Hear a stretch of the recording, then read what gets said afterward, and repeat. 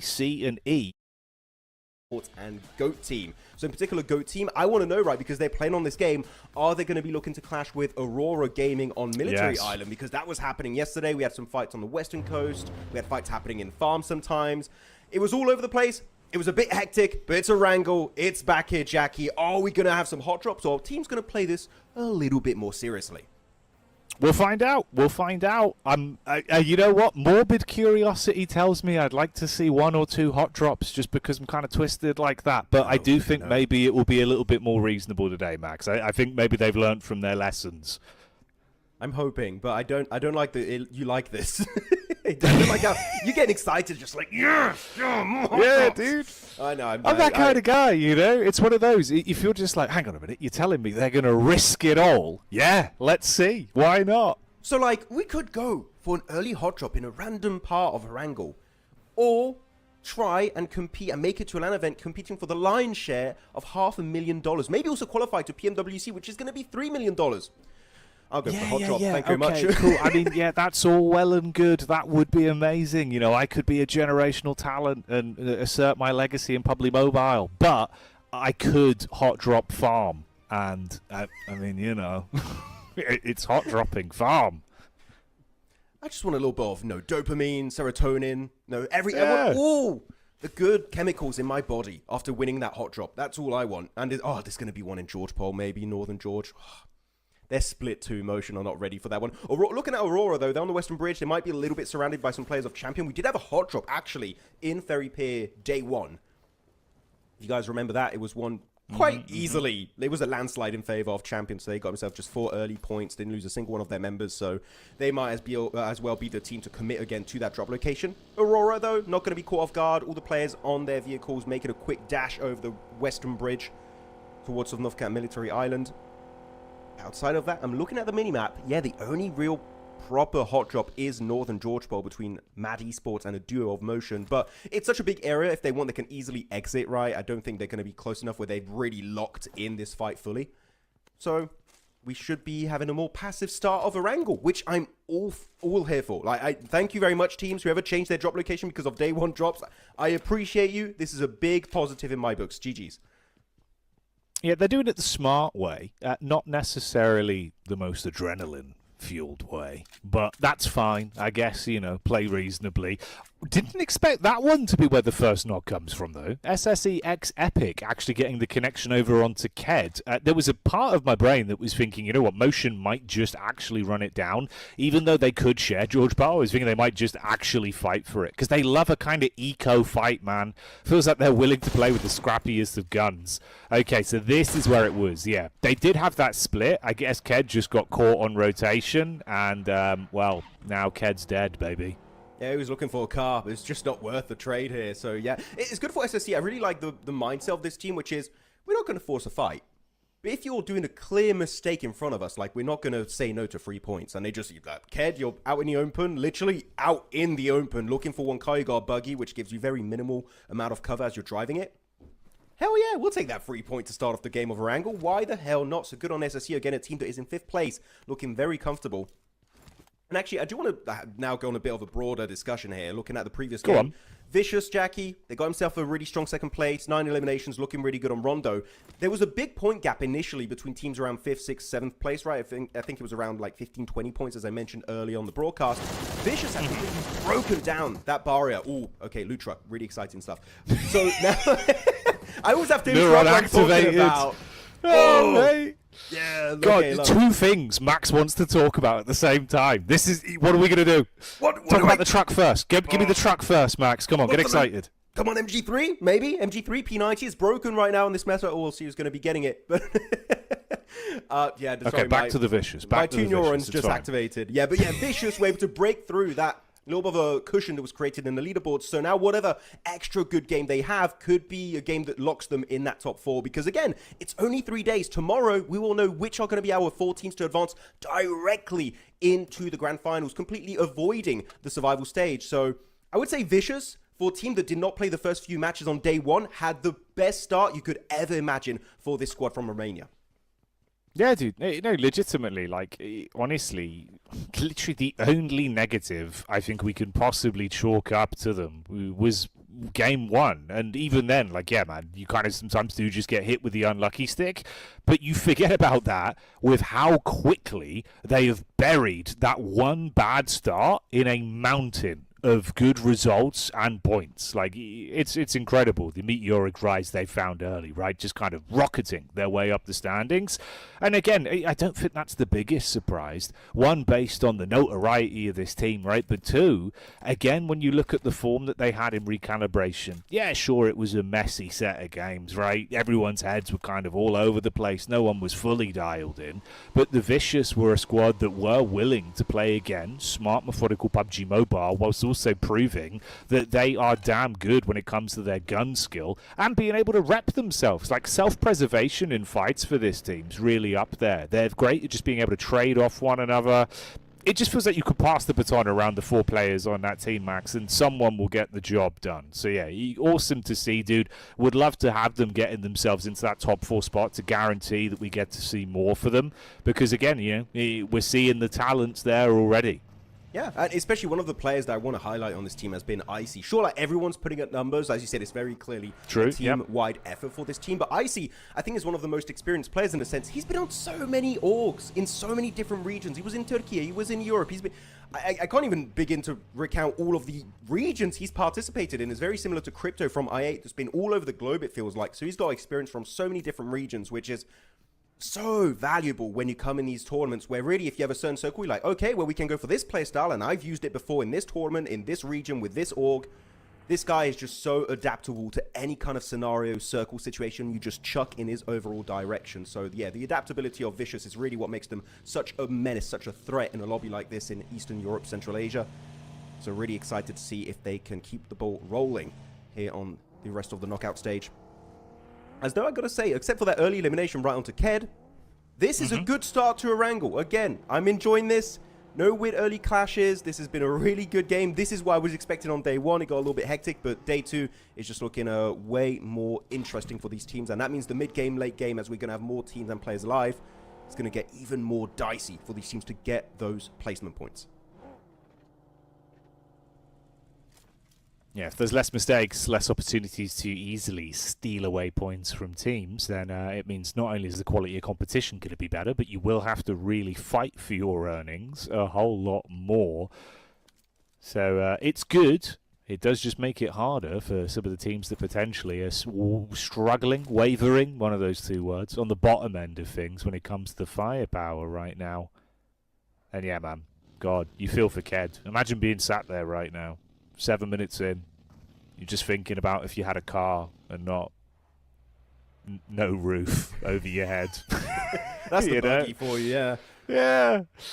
God, it would be sad. Hey, there was always a really positive timeline for him, though, Max. Imagine if he had found a horse. Actually, your thing is, you're laughing, you're joking around.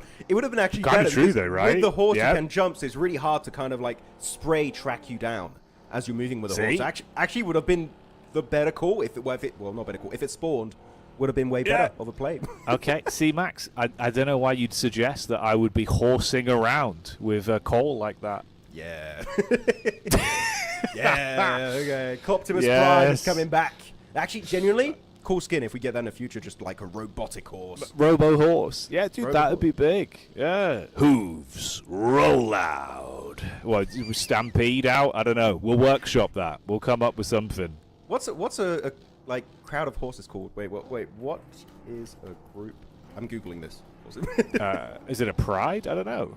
It's called a herd, a band, a herd, or stable. Okay, it's got multiple names. Stable of horses. Damn, that's where the word stable comes from, I suppose. That's where you put the horses, and because there's multiple horses, you call it a stable. Holy, okay, that's incredible.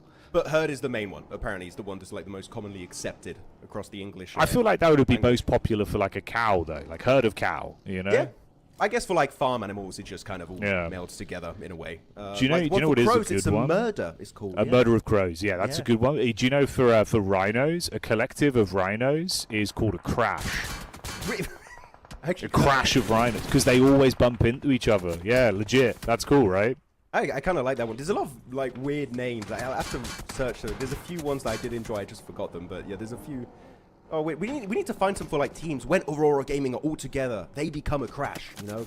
Well, now, actually, they might not be anymore because Top is getting caught off guard. He's in a position where he could get rezzed up if they're able to get a few knocks against Arcred, but it's just not looking too good. They find Doc, really good angle there for Refus, but he's going to get punished by the opposition. It's Glory 22 with the M4. Able to punish here that position, and that's going to be Aurora again, just like on Rondo here, Jackie, going out super early, meeting a very early demise, and they're just not able to get those placement points or even eliminations on board. Not looking too good, and might for the first time after this game slip out of the top 4 slots. Yeah, bro, this could be hellish. This is a hovercraft situation all over again for this team. It feels like, mate, this is not the dream scenario. If they go down right here, I mean, even if they get out, right, it's one man. That's it. It's literally only going to be Joel that'll be able to sort of limp off into the distance and they have to rat it out. He's going to have to play very slow PUBG Mobile from this point. Other scary factor was you could see the hyenas. It immediately smelt blood in the water. There was the Vicious that were taking shots into the back line of Arc Red. There was Champions that were getting a look in to see if they could steal points on this one as well. The dinner bell has been well and truly rung. It really has. It's been very, very tough for them. We'll see if they can hopefully redeem it a little bit moving forward, because as a solo here, again, no recall towers like on Rondo, so that is going to be GG, game over. It seems TGM, the team that did get the loot truck, wonder what kind of loot they got for themselves. They're sending it straight onto KZ Esports. So straight up, 1-for-1 trade on the entry point. Player KZ looking to try and maybe get some sneaky jump shot. It connects onto that player. They do have Retro as the backup, and that's going to be a squad wipe. No more KZ Esport sent to an early grave this game. Retro should be getting a full trio reset on the squad mates. Looking at the circle. They're very far from the circle, by the way. They're next to Stolber. This circle finish is going to be heading the eastern side of George Pole Crate. So they got still a long track to go for before they do get into the play zone. But Everest is in the circle. No one's up there just yet, which I understand why teams want to avoid it. It's a little bit more on the edge. It's a bit risky. We can see 777 here entering from the southern edge. That could be a really good spot to take for themselves without really have to fight any teams for that position. By the way, one final one on the topic of the collectives of animals. I think my second favourite, just behind the rhinos, if you have more than, I believe it's 4 flamingos, that's a flamboyance. That's so good. I think whoever was coming up with those words was just... He was having a good time. He was trying to troll a little bit. But not even... Actually, it's just a good way to remember it, too. No, exactly. Everyone knows they're very flamboyant, right? Yeah. Well, Murder of Crow, that's become like mega popular. Especially these days. It's in. Yeah. Everyone loves crows. I know what I'm going to do during my break after this game. Or just research animals. Just like, okay, what are the weirdest names of herds of animals that you can have available? Yeah, I mean, dude, honestly, it's a good skill to have. Everyone needs to know a couple of impactful animal facts. They're like the ultimate party trick. You know, you whip those out, everyone's like, oh, wow. Wow, that's cool. I've got those up my sleeve. I do balloon animals as well, Max. Sometimes at award shows, I've just made people balloon animals. Blows their mind. They're never ready for you to just pull out a load of balloons and make a sword for them out of nowhere. I'm waiting for the next NAN event. I'm hoping you're going to do a few for me. Yeah, bro. I'll bring it along. I'll bring it along. Yeah. I'll remember. Don't worry. I'll remember. Thank you. I'll be waiting for it. Amix, though, waiting to hopefully make their way into this Harry Potter Tower and survive. The thing is about this Harry Potter Tower in particular, you can't hide your vehicles too efficiently. So I think that here they might just be locked here for the rest of this game, as they are going to be, unfortunately, really in a tricky position to defend. Moving forward, Circle is looking to go down south of this river, east of Crates. But really, we've seen a lot of hardships this tournament. It could go really anywhere. It could go back up north, and that's going to be really throwing a spanner in the works for these teams. For everyone involved. Let's go. They still have access to the bridge. Actually, this is not a bad rotation here. You're going for the quick wrap. A lot of teams, I think, are going to be indeed leaving residential areas, southern George Pole. So there's going to be a very free transition for them to execute. They've got to be careful. They will be getting close to TT Project, Ozrox, even maybe 777. They're currently set up successfully on George Pole, on the peak of George. Up there is going to be Everest. As other teams now looking to clash a little bit all over the place. It's going to be TGM encountering some members of Vicious, and that's going to be a bad encounter. That is a team you don't want to fight early game, as Vicious here already looking to claim 2 lives in this match. They mean business once again.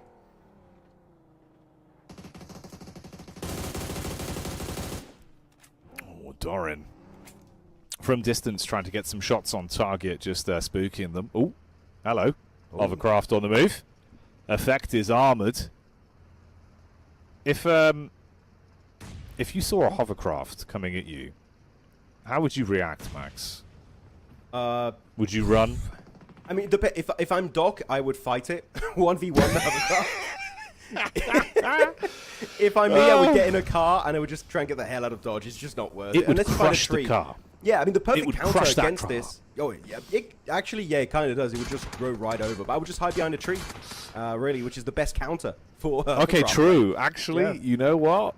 I think, we've learned in the hierarchy of things, it's like horse, hovercraft, tree. Okay, that's good. I needed to know that one. Yeah. What is a herd of hovercrafts called? We'll have to think about that one also. Workshop it a little bit. Doc's nightmare, I believe. It's kind of a double-edged word on that one.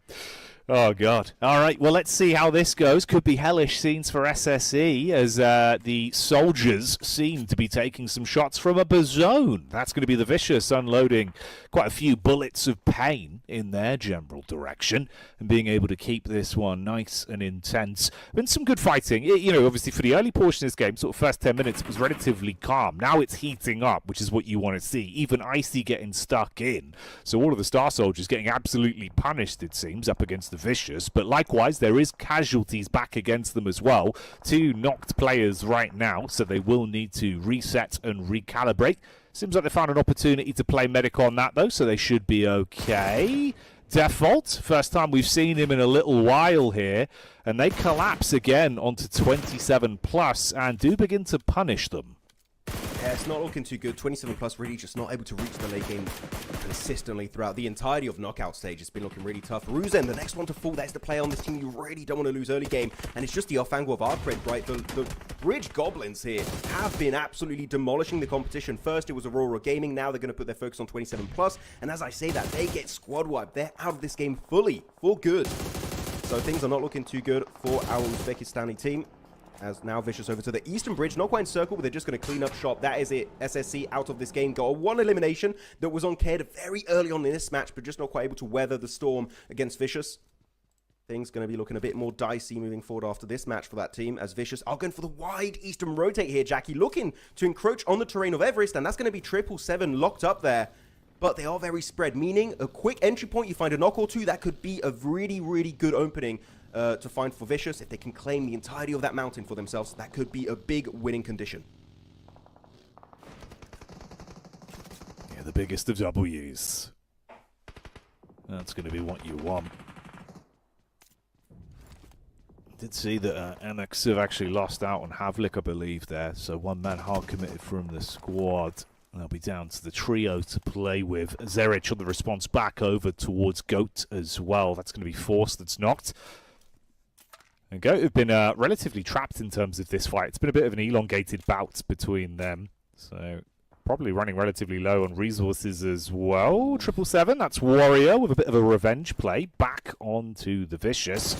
Seems like Narvalo's been hit heavy on that one. We're jumping around, giving you the lay of the land as there's a lot of encounters going on. God, 6 comes barreling in as the car crashes over topsy-turvy. And they're all split here, Max. This is a weird fight. An uphill battle that Icy's being able to handle nicely, but they are losing players here on 777, and Warrior has a sliver of health. He will be able to get the medkit off and save his bacon for now. Shotty in close range, but Icy makes that one look easy and instantly goes for the pickup on his teammates. 10 elims, Max. I got to talk so positively about that fight from Vicious, because there are 2 players on the lower end of things in that dip and 2 players on the back line, meaning any play of 777 they're going to be peeking over the ridge. They had the angles, especially Dorian was so impactful in that fight alongside Icy. So really good setup. That is the best way for you to engage an Everest fight. Beautiful stuff from Vicious, though. They're not going to be left alone. You can see in the elimination feed, they are clashing with champions that are engaging that third party. So that's going to be a good timing on champion side. Let's see if they can climb back up into first place. So far, it's looking good. Down to a solo. It's going to be Icy. As champions, though, also going to be down to a solo. But look at it on the mini-map. It's going to be Arcred looking for a fourth party. The nade is good. Get some damage down, but the Eastern 5 Everest is just never ending here, Jackie. Who will prevail? Will it be Vicious or will it be the side of Arcred? It's a big question. Excited to see what happens with even champions potentially getting thrown into a bit of a bout versus Vicious there. So everyone is scrapping for control. In the meantime, we wave goodbye to TGM that have been taken out. But this is what we wanted to see. Icy up top on the hillside, drops down, mind your legs. I want to break those ankles, but he does want to blow away Arc Red with a well-timed nade. Star has a similar idea. That could be on target. Good chip damage. Switches over to the primary, hits the bullets, keeps him guessing with a crouch spam on the backup as well. They're launching nades his way, but it's far harder to land them uphill compared to how easy it is for him to get that on the money down range. Shot in the back from Fleek, but look how much cover he's got here, Bags. But look at also Fearless of Champions, like, just forget about me, I don't exist, let me go back into the shadows on top of the peak of Everest. And it's actually worked out, so Champions might be able to get a few little cheeky placement points here and there, just for surviving as a solo. Of course, you do have a decent amount of dips and ridges to work with on this area, so you might be able to actually make it very far in this game, maybe even reaching top 5. That would be a big win as a solo. But another banger nade from Icy coming out from nowhere. He's just keeping this team at bay as a solo, again, showing how Icy is as a fragger, just completely in a different realm compared to a lot of these players. But with the S12K being pushed up solo, Arcred, you're setting so many players alone, but be careful, the off-angle of Fearless is there, and he ruins the day of Vicious. Icy sent out of this game, back to the lobby you go, but still, as you said here, Jackie, such a high elimination game, 12 elims in this game, with 1 placement point, that's still a massive win, headed the way of Vicious. Yeah, that is a huge W in the back pocket there. In terms of the way they've played this one, racking up that many points, that's a win of its own caliber. But the fight itself for control of the hillside, that's not ended. Everest is leaving them gasping for oxygen as the nades are being thrown towards one another. Star on the rotate back around, Go even looking for an opportunity to carve a path down towards them now. Glory a bit paranoid if the next peak's going to come up. If Champions rear their head, they want to hit heavy onto them, but it's just Fearless, and he's right beneath Goat now. They get themselves firmly on the top end. They're going to have shots from range here. You are trapped in the middle, Fearless. What can he do? Can he throw a spanner in the works against the Goats that have climbed to the top? If he's got a few more nades, maybe, but at this point, I think it might just be the end of the game for him when we do see a push happening from Arcred. Though we are not seeing him currently on the map feed, we can see them here in the scope of Fort. It's going to be a trio of Afterlife looking to smoke their vehicles, looking to make a mad dash forward towards the edge of Everest. So far, they're able to make it. No one's been knocked, and the car sure is smoking, but they do get 2 players over there back to safety. Can that also happen for Misha? Final survivor there up north of Afterlife. I think there's going to be kind of hard to execute because a lot of members are just looking in your vicinity. So we might just be down to a duo for that team. Arcred, they have to keep on pushing forward. They need to get into the zone. And you can see actually Goat not really putting too much pressure onto Arcred. Their main focus is eliminating Afterlife. But by doing so, you're giving a lot of space for free to Arcred, which I think will be coming out as a mistake as we get deep in this game that they might just regret. But Fearless, he's still there. He's waiting for his opportunity to strike. But just like earlier, he's just hoping people forget he's there entirely. And as of right now, it seems like that is exactly what's happening. I mean, hey, right, it's kind of the perfect outcome for him if they just fight amongst themselves and kind of leave his position unturned. If he can just keep himself out of trouble, weave into the back line, weave into some extra placement points, that would be the dream. Fleek, how strong's his throw? Tries to get that one on target, dashing it down, but it bursts in air and won't land exactly where he wants. So can't get the knock across onto Afterlife. An Afterlife team that have looked a little bit quiet in the lobby thus far on this matchup. But hey, they can always come alive in the final few moments and potentially steal away some points. The other squad you need to be aware of course, being Arc Red and Goat Team. Both of them sporting 9 elims, tied at the minute for the total tally. We did see for Goat Team, sure, you're thinking all the members on the mountain. No, they actually have a really strong off angle from Focus West. He's on low ground, he's got a tree to work with. And also a slight dirt pile, which is going to give him just some extra cover if need is be. Hayato's been really good with utility in the past during the Eastern European tournament. Everything slowed down. But also, we're talking about solos with Fearless. There is here one player Takinov, right? Malksy going to try and peek it up with the PP Bison, get some damage, but it's going to be traded off. The DBS of Takinov hits him right in the face. And that's going to be a nice knock. Moxie now eliminated from that game hopefully soon. Not getting flushed, actually. I'm surprised that he's not going to go straight for that elimination. Maybe he doesn't want to get overly aggressive, wants to give a lot of respect the way of GOAT. But Arcred pushing their way a little bit deeper in the zone, up on that peak of Everest with a car is successful, and now they are going to get nade range. That's when things are going to get real dicey for these two squads. But Fearless, we're still there. Oh, mate. He has somehow survived for so long. He's crossing his fingers, he's crossing his toes, but Force is throwing nades straight on target. That one's going to shut down Takanov as he gets blown away, and Mad finally fall. We get there in the end. Our final 4 teams off the back of that shed collapse on top of Mad. And Fearless is one of them. He's kept himself in the running, but how long does he stay alive? Has he been spotted by Star? Because he's got third-person perspective, right? TPP, so he can get a little bit more insight without really putting himself at risk. But generally, we could be in a situation where we do see an afterlife chicken dinner. The circle shifting away from the summit of the mountain. Oh, actually going to be picking up that death crate. Fearless picked on off by Star. Nice headshot connecting with the Org. That's going to make it now just down to a podium. 3 teams remaining. A full squad of GOAT team, a trio of Afterlife, and a trio of Arcred. Arcred, of course, already got chicken dinner. They can make it 2 over the course of 3 games, making an absolute massive statement on day 2 of Knockout. How strong this roster actually is. But Afterlife, the thing is, they can't really fight back, but what they want is to let the fight begin between GOAT team and Arcred. The moment that happens here, I believe they will initiate an ascent up top of this mountain and maybe look to claim that chicken dinner for themselves. Arcred, though, a lot of utility still, a lot of nades, but that is also the same for GOAT team. Once the nades start flying, that's when things are going to get real serious in this game. Oh, he's got the horse! Ooh. Oh, hell yeah.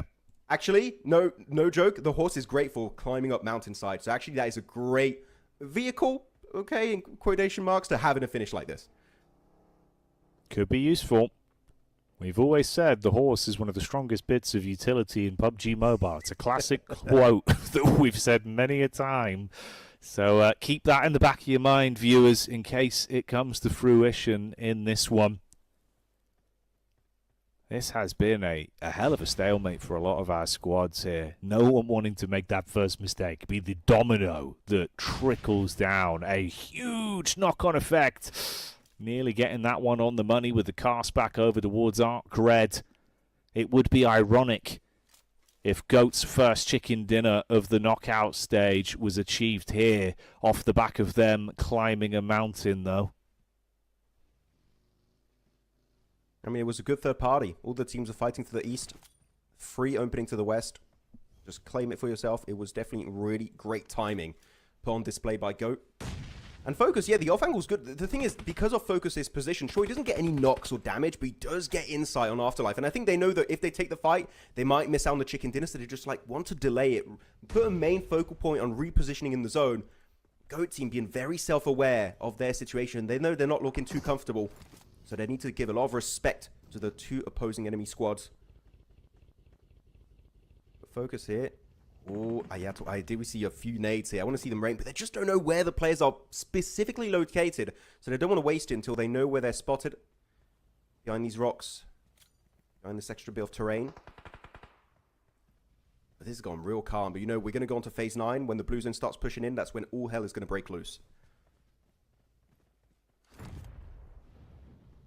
Revving their engines, literally, in some instances here. Getting that extra angle to throw the nades down for Moxie. Here we go. They want to commit round on the wrap in. Force going up with Moxie, the engine, giving away the idea of where they are. Peak round. Misha on the face. Arcred as well. Their eyes are lighting up. They're going to see if they could steal points on this one with the bullets coming down from the top. But it is Ayato that connects first. Makes his move on Misha, but that's the deny that Glory was waiting for. Steals away the points off the back of the initial knock and even gets one with the follow-up tag back over onto Moxie. The commit from GOAT has not gone as well as they would have wanted to. And you can see Arcred just waiting in the wings with all of their utility, waiting to rain it down. And it is going to be a big throw here. Actually, really far chuck on that util. I think it's going to be a little bit of a waste almost. It's really hard to hit that nade at that kind of range, especially because it's going to keep rolling on down out in the blue. Really good clapback from Windy with the M4. That is really going to be slowing down the push downwards from Arcred, and Goat Team just loving seeing this happen. They're so happy to see these eliminations pop up in the elimination feed, because that means they can start to leverage a slight man advantage going their way. Good Molotov here, going to be denying that rock away from one of the members of the Afterlife team. That's going to be down to the final players here. That's going to be game over. Arcred will not get the chicken dinner, and it was going to be Goat Team to claim here this win on top of Everest in an absolutely flashy fashion at the end of this game. The Goats finally show up and show us what they are made of once again. And this time around, like you said, it's off the back of climbing to uncharted heights on Everest. The Goats have always been good at climbing, Max, and that's how they get their chicken dinner. Couldn't be more poetic to show us they are in the running still. They've been a little bit quiet back on day one, but they give us the business here. I mean, they were also in a good position in the rankings before these games today. They were in 9th position, 23 points. Actually, this chicken dinner is going to push them up significantly higher, way closer to the top 4, which is where you want to be. So actually, perfect timing for them to get a game like this. And they can still play one more game on Miramar. So if they can get a back-to-back strong performance, maybe followed up with a top 5 GOAT, could be a heavy contender here in our knockout stage. But the game was good. It was all about timing, trying to delay the fight, so you could be hopefully the team to fight last and third party that initial engagement. And that GOAT team played it, I would say, beautifully, trying to play onto the western edge, just wait for the fight to break out between the two remaining squads of Afterlife and also that team on top of the mountain that was going to be Arcred. And yeah, they wrap it up in style. Really strong statement here, again, made by this super team of GOATs. And you understand why the Ord picked them up, because this team has so much potential. Yato in particular, and Moxie, man, some of these utility chucks were just a thing of absolute beauty at the end of this game. Yeah, handling themselves very nicely under pressure as well, where there was some twists in the narrative that made it look a little bit more scary for them, but they were still playing it very, very good. Force being the star of the team on that one, though. 7 elims, 547 damage, good position to find himself in. Again, though, and this really does feel like Goat Team with the way they were playing, especially back in the Club Open again here. It's never really one person that has to be the driving force. They're a very selfless team. They do play together nicely, always setting each other up. So great game there, Max. I'm surprised, actually, a lot of the elims went the way of Force, because I was looking at the elims of Yato and Moxie. They were able to get, as I said, a lot of really strong nades in particular to kind of create more space for themselves. But no, Force really stepping up to the plate with those 7 eliminations. Telling me, at least I do believe it, Jackie is going to be our MVP of the match. I wouldn't be too surprised as you go and overlook the stats of this game. And yeah, overall, only 1 airdrop looted. But you know, the thing is, I feel like we should change the stat from airdrops looted to airdrops and also loot trucks looted, because they give very similar loot usually. So loot trucks and airdrops, I think it would be maybe up to 4 overall in this game, because we saw a lot of really good airdrop weapons in some of those fights in George Pole that I think were because of those loot trucks being looted up by these teams. Yeah, you need a new word to describe it. One collective, you know, the collective of airdrops and loot trucks. Like high tier, max quality, one of those. The OP loot, I don't know. Yeah, we've got to find for the Huntcraft, for the airdrops, yeah, exactly. And also for that. Yeah, we've got to get a lot of new words, but of course, Force will be your game MVP. And actually 252 damage done, so he was really in the midst of these engagements. He was really fighting tooth and nail to make sure he could come out on top with his squad of Goat Team and able to make it work out well. And mainly, right, the main focal point you got to look at Goat, the reason why they got that chicken dinner is just not only about timing, but keeping all of your players alive. It just becomes such an oppressive force and just able to build a lot of momentum at the end of this game. So yeah, Goat Team showing really what they can do on these games that really are unusual. We don't see a lot of circles ending around here on Everest on their angle, so we'll see if they can do a bit more moving forward. But here, looking at the elimination spread for our top players of the game, you're going to have players from Goat Team, Arcred, 2 from Vicious. Again, just the consistency of this team is absolutely mental, Jackie. Icy's up there, Dorian's up there also, and then Fleeke once more having an absolute field day today, man. So many names that are just repeating on this graphic, it feels like. Yeah, been playing great, haven't they? You know, literally, again, it's kind of beating the horse at this point. But the fact that one game, their opening game, that's the only sour note. Everything else has been great in terms of consistency from this team. So good to see stealing away points wherever physically possible if an opportunity presents itself. So the Vicious certainly living up to their name. Let's have a quick glance at the overall match ranking off the back of that one as well, of course. And yeah, bro, I feel like you should be spot on, right? right? We're going to be seeing GOAT team climb massively, possibly sort of 5 places here with the points they're getting. I mean, 23 points in the back pocket off of that game, with some of the other squads as well hoovering up some on the sidelines. This could be a nice earner for them. Good majority above them as well in terms of like 3rd and 4th place there for the Vicious and Champions. So there's no one that's really going to be sort of matching your level. You should be able to climb quite nicely off this. Yeah, and we also saw some extra good points headed the way of Champions right from Mongolia. So I do believe because of this game, we might have a new first place team in Champions. So again, they've done it back in the previous stage during calibration, which didn't really matter, but they were just making a statement that they are one of the top teams in this lobby. They're looking at the second page, Aurora, 0 points. I saw a lot of people saying they're just messing around. They don't really want to qualify in top 4. I fully disagree. I think they just really fumbled that game in particular. Still 0 chicken dinners to their name and actually falling a little bit away from that top 4 here, Jackie. Making it down to 6th position as we do see then a jump up from the likes of GOAT team, making it 7 extra ranked on the leaderboards. Vicious +1, Arcred +3, Champions now our 1st place team currently in the knockout stage. So many teams stepping up massively in this tournament, while some teams like, again, Aurora kind of falling out of contention.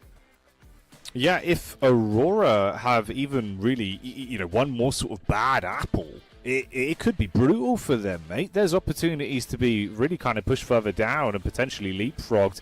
Could still be room for a bit of a shift. It doesn't feel like that top 4 is completely set in stone right now. Yes, Champions and DG77 looking like they should be able to keep their heads above water, but still room potentially for 2 of these spots to move. So looking intense out there. It's been good to see.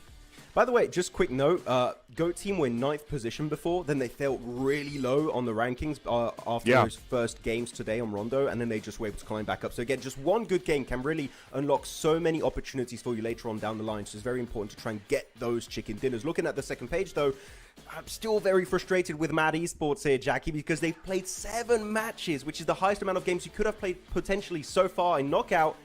They've only got 30 points. They're not looking really good so far. They might actually be in a position where they could even fail to qualify for through the survival stage with these kind of results. So we need to see a bit of a step up. Outside of this, all the teams here, I would say, have potential to make a comeback. Amix in particular, I'm still waiting. Nothing significant has come out from this team, unfortunately, as of right now. No, and that feels a bit uncharacteristic, really. So it is odd, man. You do wonder at what point is that kind of mental switch going to be flicked, and they'll find a way to start to get themselves some points. Not really what we'd seen from them in the past. Honestly, I was expecting them to come into this lobby and actually show us a lot of similar things what we had back in the Club Open. So, yeah, a bit of a brutal start for them, mate. And the time is ticking, right, already. I know, only kind of feels like it's day 2, a little bit of a longer format, but the clock is on, and if they have another couple bad games, bro, it's really looking like the chance for them to get anywhere near having a higher place finish on this, even if it's outside of the top 4 just for the confidence going forward. Well, it's not looking great on that front. It's really tough too, because you do have to keep in mind that because of the group rotating system in this format, some teams already passed way over the halfway point of this stage for themselves. So unfortunately, the window of opportunities for comeback is getting slimmer and slimmer every single match. So yeah, those teams on the second half of the leaderboards, if we don't see something significant from them, I'm going to have to give up on being hopeful about this squad making it through the stage. Of course, you have survival, which, living up to the name, we'll see if they can survive and make it to the finals. But if you don't make it through at this stage, can you really make it to the PMGO main event? It's looking quite unrealistic right now. No, exactly. That's the scary fact about it. But let's give you something a little bit more appetizing. As you can see, of course, these are our 2 wins so far today. On Rondo, we had Arcred, and then Erangel was taken by the GOATs that climbed Everest. Quite a big feat for them there. Following on, after the break, we're going to have Miramar with Group A, B, C, and E going head-to-head, Max. Yeah, it's going to be the same groups as we had just in the previous game. Of course, we're going to have a bit of a shift at the end with groups A, B, D, and E on a wrangle. But yeah, same ones around the board here. I want to just see a little bit more presence from Aurora. Is it a biased statement? Yes, we know a little bit. I do like the team, so I want to see a bit more. But right now, some people might just be... The thing is, I know people are saying this is typical APG. Well, now Aurora, again, I knew I was going to say APG eventually. It's typical Aurora prank on the first few days of a tournament, and they get a little bit more serious later on. But I don't like that from this team, Jackie. I need to see them mean business on the opening days, but we just never see it happen, especially from Doctor. Likes to kind of limit test what he can do in these lobbies. Yeah, I mean, look, he's a field researcher. He'll get out there, he'll see if he can get away with liberties, and then he'll take those liberties when he can. So, I mean, fair play, right? It's one of those where if it works, it works. Just a couple of times so far, it kind of hasn't worked, but maybe that's okay. Maybe it's all part of the game plan. I believe we're going to be sticking with things here as well and getting ourselves going straight into the next game a little bit sooner on this one, Max, so we won't have to worry about any downtime between. Players feeling nice and piping hot, it seems. Yeah, they just want to get into the game, so I do appreciate it. Thank you very much for joining the lobby. Sometimes you have to wait for a play or two, and it's just delayed for an extra 5 minutes, which you don't like. You just want to keep, the ball rolling. In particular, if you're on, like, I don't know, Arcred or GOAT team, just like, yeah, we're feeling it, we're pumped up, get me more into the games right now. And you just want to build even more momentum moving forward and get exponential points as the day goes on. But now, it's getting excited. I feel like now the teams are kind of solidifying their strategy in this tournament, right, Jackie? We saw in particular the kind of discrepancy between day 1 and day 2 is significant. We don't have a lot of those hot drops, a lot of those early rotation clashes upon phase 1, phase 2. So it seems like teams are now fully putting on display their strategy for this tournament. So whatever we have now, I feel like is what we might have for the entirety of this tournament, except for a few teams that might have had a slightly slower start, again, like Amix or maybe also Aurora Gaming. Yeah, 100%, man. 100%. I think, again, it's one of those where we're getting to that sort of point where we're seeing teams sort of smarten up a little bit. They're putting the buttons up and not running as many risks. So it's been resulting in, mechanically, some better finishes for a few of our teams here as well. But we're going to be heading into it and kicking off our next game as we move on to Miramar. Here we are. Oh, that's quite a nice little rhyme there. We could do more with that, Max. Got to workshop it again. We got so many things because we didn't have the break. I couldn't look at herds of other animals. I didn't have time. That's maybe it's true. It's true. Production didn't want to have to deal with that, so like we're just gonna cut the break. We don't want Maxman just googling all of these weird things and just trying to talk about it on the broadcast. You know what? We'll just bring it down to the gameplay of these teams. Decent playing. It's slightly more to the western side, but it's not going to be too horrible for these teams. I have seen way worse on Miramar. It's going to be La Cobreria down through Partona. Again, I would love to see a team set up shop in Partona. It's a great drop location, a lot of good loot, a lot of vehicle spawns too, so it's really, really decent. But Miramar, you don't have that many southern circle finishes, so I do get why some teams might be a bit hesitant to take up that position as their main drop location on this map. But as a secondary drop, it could be a good option in case if your team that likes to drop Campo Militar, El Azahar, Truck Stop, though we did have a hot drop yesterday, right, happen over there, even Impala, can set up your position in Partona, which would be a good 2-2 split. A lot of teams done in the past, and I think it would be a decent plan to execute. As I'm looking around, Picardo, seems like it will be safe here, Jackie. We're good to go. Yeah, we're in. We're keeping our noses clean. We're keeping our heads down. Doing a little boogie of safety, potentially. Boogie safety. We'll see. Yeah, boogie of safety, mate. Safety dance, I believe it's called, actually, Max. Legally, I'm pretty sure you can't enter a building site unless you got your hard hat on and know your safety dance. I think that was in our contracts. I think it was, yeah. Yeah. Oh, actually, one team did go in Partona. Oh, okay, Winchester elimination onto KZ. It's going to be happening across the board. It's going to be, Arcred after an early fight, which is, this team does not want to take that fight, but it works out with a Winnie. That's going to be hard for him getting the first elimination of the game, and his teammate Star will do his own elim with his AR, and that's going to be some nice early points headed their way, and not losing a single member, so good trade. And KZ Esports, that are currently in 17th place, can't afford to take another L. They just took one once again. Yeah, that's too many. Far, far too many L's. Not what you want whatsoever. For Hardboy, though, made it look good. Did it in style. The lever action, the cowboy style. Popping off. Nice base on that as well, mate. That's what we need. I don't know why we're not seeing more bolt action, more DMR style connections, Max. I need more of it in my life. It's the oomph. It's the sound effect. Doesn't even have to be an impressive frag. Just the sound of it makes you go, oh, damn. Well, actually, if you want to talk about bolt action, because this is a rabbit hole. I could go for hours about this topic. Go on, then. 4.4 update. Let me adjust. Go on. Okay. Yes. Recline the chair. Get comfy. I'm ready. Okay. Maxman podcast begins talking about update 4.4. No, update 4.4 is going to see a relatively significant nerf to ARs, because ARs are being used to spray at like 300, 400 meters in particular with the AUG and the M4. They're getting nerfed. They're going to have more drop-off damage at long distances, meaning you're going to have to try and get a different loadout if you want to start spraying players at long range, like 300, 400 meters away, which means more DMRs, maybe also more bolt action that will not have any drop-off damage at long distances anymore. Usually it would lose a bit of damage really far away. It won't be losing damage anymore, meaning that whatever damage you do with a Mini 14 will be the same at 50 meters, and it will be the same at 200, 300, 400 meters away, meaning we could have a significant meta shift headed, maybe not in PMGO, it might be a little bit too soon here, Jackie, but maybe into PMWC, the meta of weapons you're going to be seeing used could be completely changed entering that global tournament. Max, this is music to my ears. The idea of having no weapon damage fall off over distance on like actual like bolt actions or like DMRs like that sounds like the dream scenario. The amount of like skill shots you'd get from range, oh, bring that on, buddy. You've got me excited for the future now. But what if I told you it gets even better? Would you believe that? Okay, go on. We're nerfing shotguns significantly. It's going to be the bullet spread, which is the thing I've been asking to get nerfed for like 2 years now. It's getting nerfed in update 4.4. And look, this is why I want to see more players with the shotguns getting eliminated early on. Really loving that. But yeah, the bullet spread going to be increased.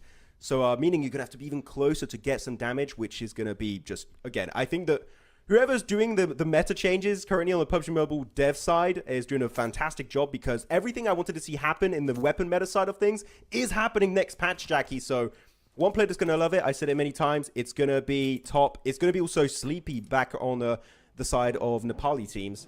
He's going to love it because he's great long range. So the meta shift is going to be cool next patch. No, that sounds super healthy for the game, honestly. That sounds like a good update. Looking forward to that, man. We'll definitely come back to this conversation. I'll write a note, and then, you know, what's it, like sort of 3 months from now, 2 months from now, we'll discuss this at a global, and we'll see if it's all come true. Because that could be the dream. When I'm losing my mind, when someone's hit like the 300-meter DMR one tap, you'll know. You'll hear me from the other room. Ooh, yeah, no, it's going to be very fun to see if these teams are going to be workshopping that new weapon meta. Though it's going to be Mad Esports. Again, this is a very aggressive team early game. They love to get involved in these early hot drop fights, so they're going to be pushing their way through the Molotov. One player's going to be knocked. It's going to be Absolute. They're just sending all of their members getting absolutely wrecked. This is an absolute meat grinder up here, up that staircase, but they will survive eventually, will prevail, and will get the 2-man reset on Absolute and Bio. Got a little bit messy over here. Thing is, it's a good position. It's in circle, but you could really rethink that fight, give it up, reposition. You got so many good spots. You got Teruel Almada, you got Tierra Bronca, you got El Azahar. Unnecessary fight, but the big thing is that it's Mad Esports, and it seems like they're just a very ego-centric team, Jackie, that if they can fight, they will fight, which in my opinion is a completely wrong mindset when you are going in a tournament that could qualify you for a LAN event like PMGO Season 1.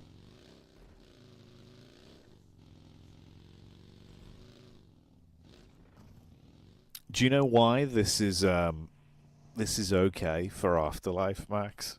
Why? Why is it? Purely because of their name. It's okay. The rest of the team, they're going to be alright. It doesn't matter. They're just living up to their name right now. You know what? It'll be okay, guys. It's not the end of the world. They're there in 9th place. It's a little bit of a sad start to things, but maybe they can still steal something away.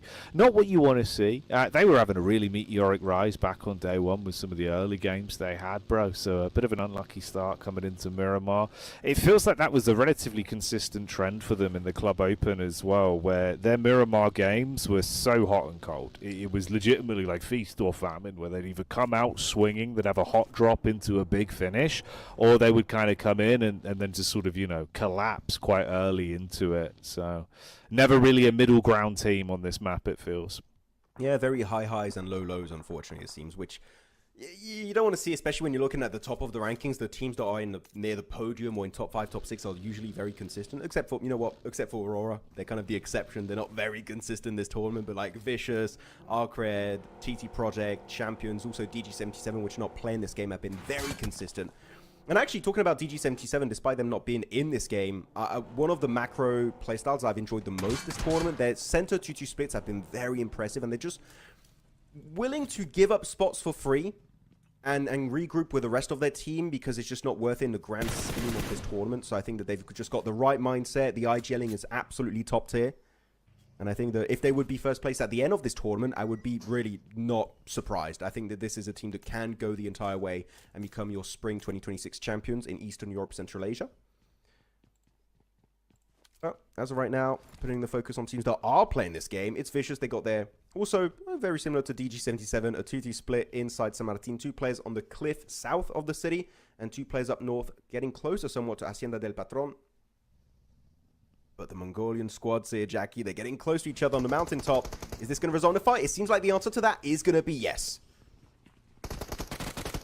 Okay, well, let's see how it goes. Shotty in close range combat. Ooh, you're thinking maybe you'd be able to deal some damage there, Atomic, but he could not blow them away on impact.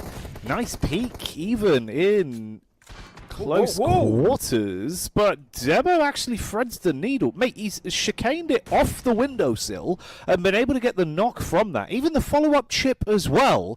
Oh, mate, they could actually really pin in Aurora here and ruin their life. Kino's even got the off angle for the adjustment on the wrap over, and the nades do not stop coming. They are just being obliterated here. They're going to blow the whole bloody building up. Kino and Fearless don't even have to shoot a single bullet to get the squad wipe on Aurora, it seems. The thing is, with these smokes, it's going to make it a little bit harder to thread the needle with that utility. He's going to get one reset. Reefus, Doc looking good. Zyol brought back to life also with that reset, but that is going to be Reefus taking so much Molotov damage. They have to push eventually. Kino, Fearless, can they clutch it up against their Mongolian brethren? Once again, oh, the Molotov's going to spread again on wooden floor. That is going to be an issue. The nades are so good for all of champions. Aurora just don't have a response right now, though. Nade in hand, you've got to be careful. Doc is going to punish that little bit of a push upstairs. Now it's a solo player. Doc, Zyol as a duo. Zyol going to get overwhelmed. Doc now sole survivor here in a 1v2 scenario.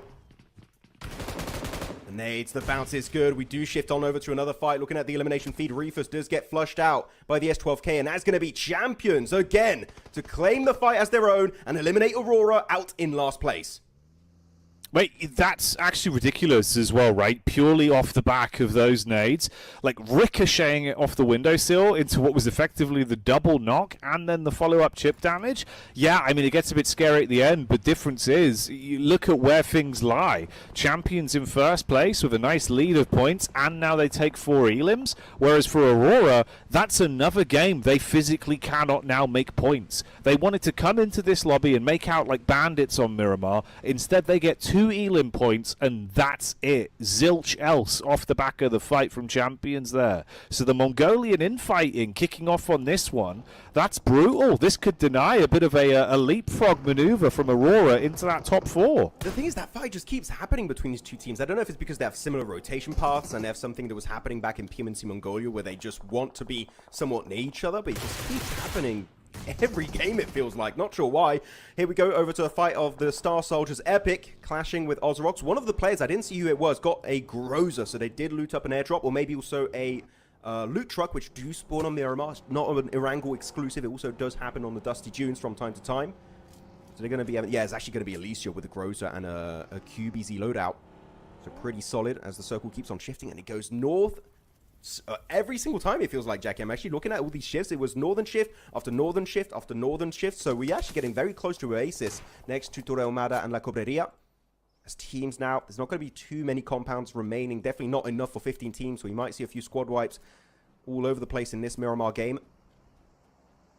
A team that is set up in a really successful position is going to be TT Project. That again, they've got one of the highest survival times in the entirety of this tournament, Jackie, and they're looking to pad those numbers even more here on this game.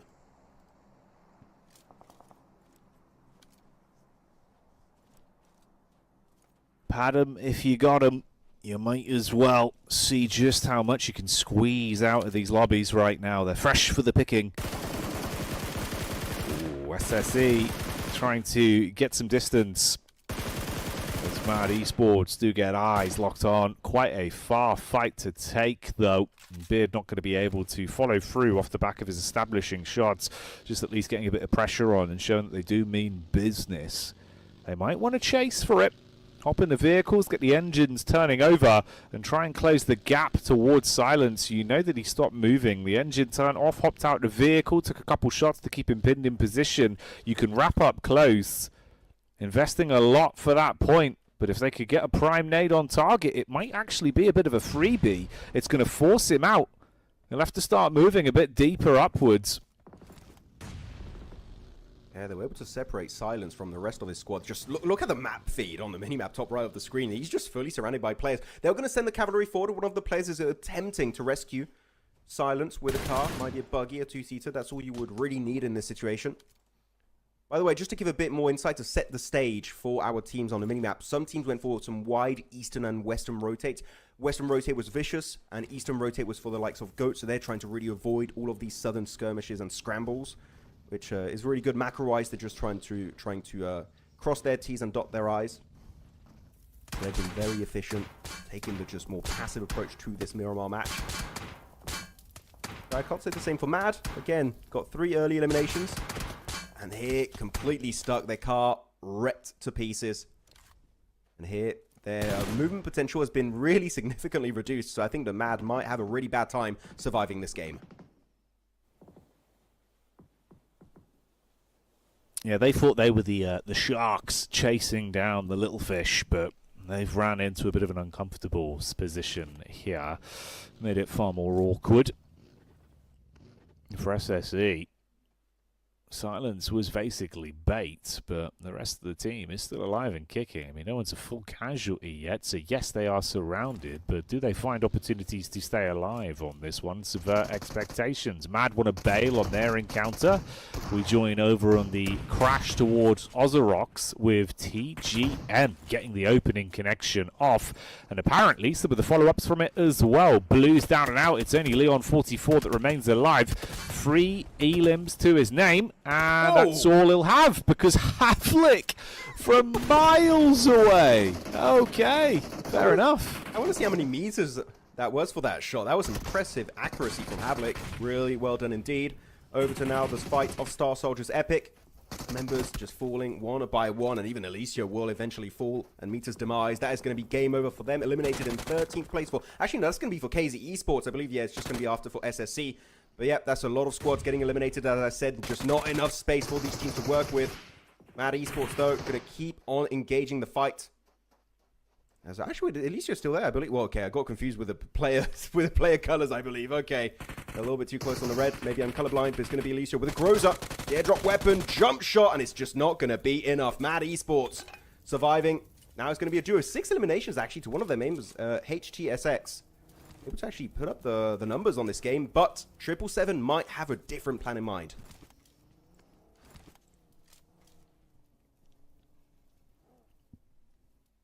Well, let's see what's on the cards for them.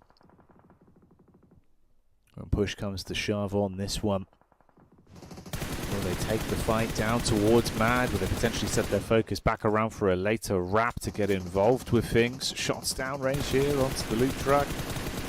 Meanwhile, as well, you got the drive-in coming up. That's going to be TGM that make their play. TT, that's Zerich instantly getting his eyes lighting up as he spots them on parade and gets the bullets back over. He's been quick with some of his reactions throughout the knockout stage, and that seems to continue here. They've got the vehicles close by for the rotate if they need to go for a bit of a distance coverage play on this one. Talk about distance. Effect is already miles ahead. He's actually right up in enemy territory, looking to take that forward scout position and potentially unload down towards TGM early. Just trying to get an off angle because he has an idea that the fight between 777 and Mad Esports is going to unfold at some point in time this game. So he's just trying to set up a opportunity for them maybe to third party that fight if they could have a clean shot for it. Just, again, the thing about TT Project, they get the setup, but they're not going to overcommit. They're not going to take an unnecessary risk. If they can just get the angle and wait there, that's exactly what they're going to do. A very respectful team in this lobby, which you love to see at this kind of level of play. Even got a little bit of a 2-1-1 split effect on Zerich, just keeping things in check and also serving as an anchor point for the 2 other squad mates to make that transition into the play zone. So everything is looking set up beautifully like a well-oiled machine. As Amix, though, I'm still, I know I keep repeating myself here, Jackie, about this team, but I want to see more. Currently standing in 17th place. Never my wildest dreams would I imagine Amix to be so low on the rankings after so many games played for some of these squads. This is their time to redeem themselves. They're making it really fun this game, making it to phase 5. They got 4 members. Come on, Amix. We need to see some presence on this game. No, it's bizarre, right? It is very weird. It feels like an absolute fall-off compared to what we had seen prior for them. So hopefully there is some energy left in the tank, and it's just taken them some time to show it. Can't be having a poor affair overall. They're a team that's full of power. But you are right in the thick of it in terms of the close grouping there. Kino trapped in the ditch ahead. Ooh, default with the adjustment, and Kvik is able to follow through with the org to shut them down. So champions thinned out finally. Wave goodbye there.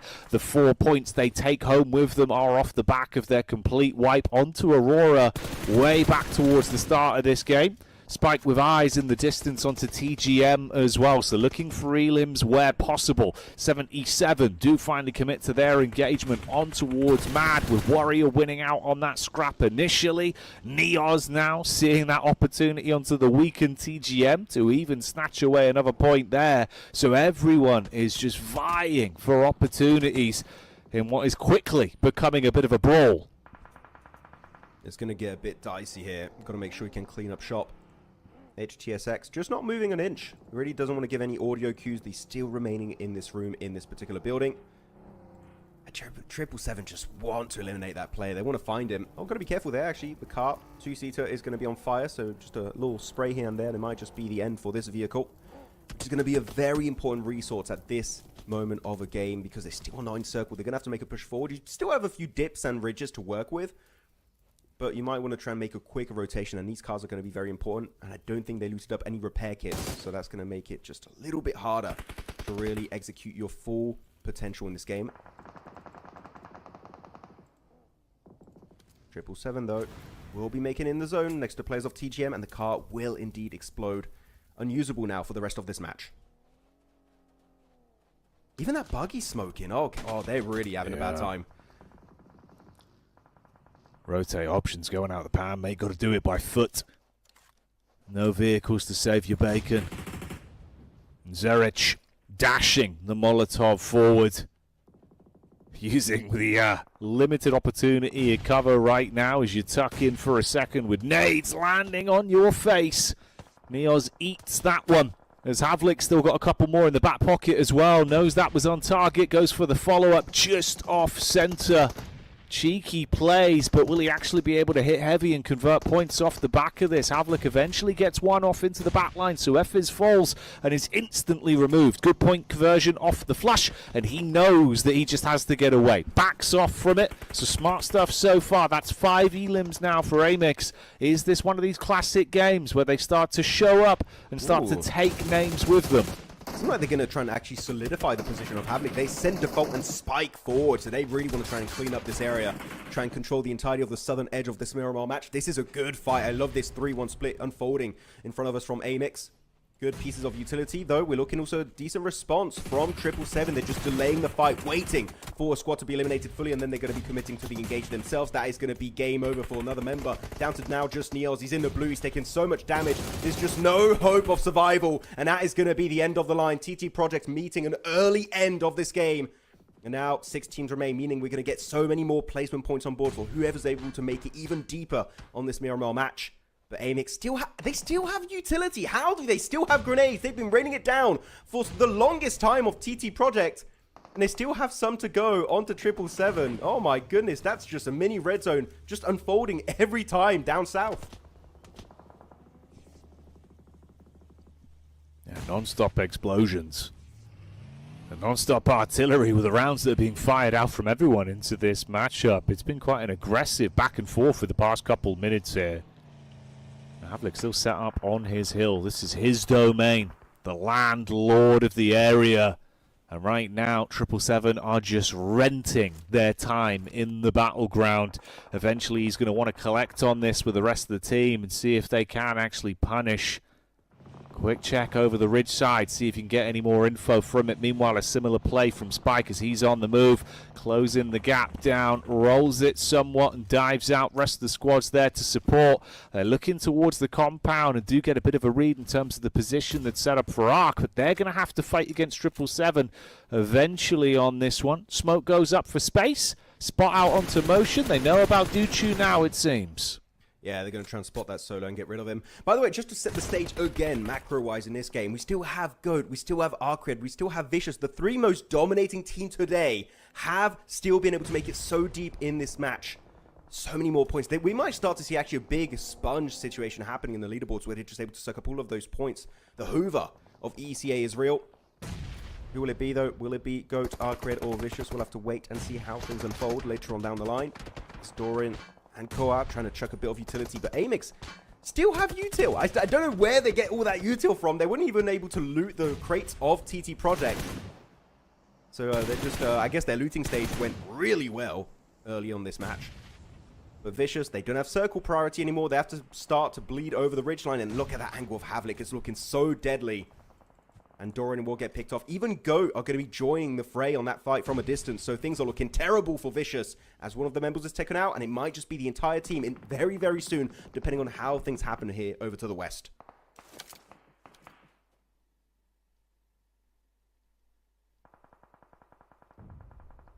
All quiet for now, at least. A brief moment of respite. But Vicious and Amix want to turn the volume up. The nades coming in, but it's actually the firepower of Default that lays the first blow. Koa with the trade back.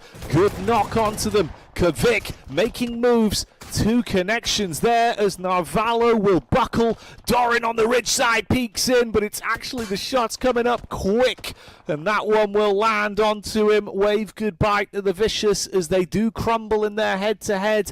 And with the limited play left, Amix have to quickly save their man and restock themselves. They do get spike back up, so 2 players alive for that team. Third party galore as everyone's eyes were lighting up on the opportunity. Default, oh, back in the fight, instant repeat on it. Hang on, inside of the smoke. Ayato somehow wins out on it, and they are panicking on this one. Default will sprint towards him, looks for the clear, but he's not quick enough with it, and both of them go down to Ayato. So go again, setting themselves up for maybe a chicken dinner here.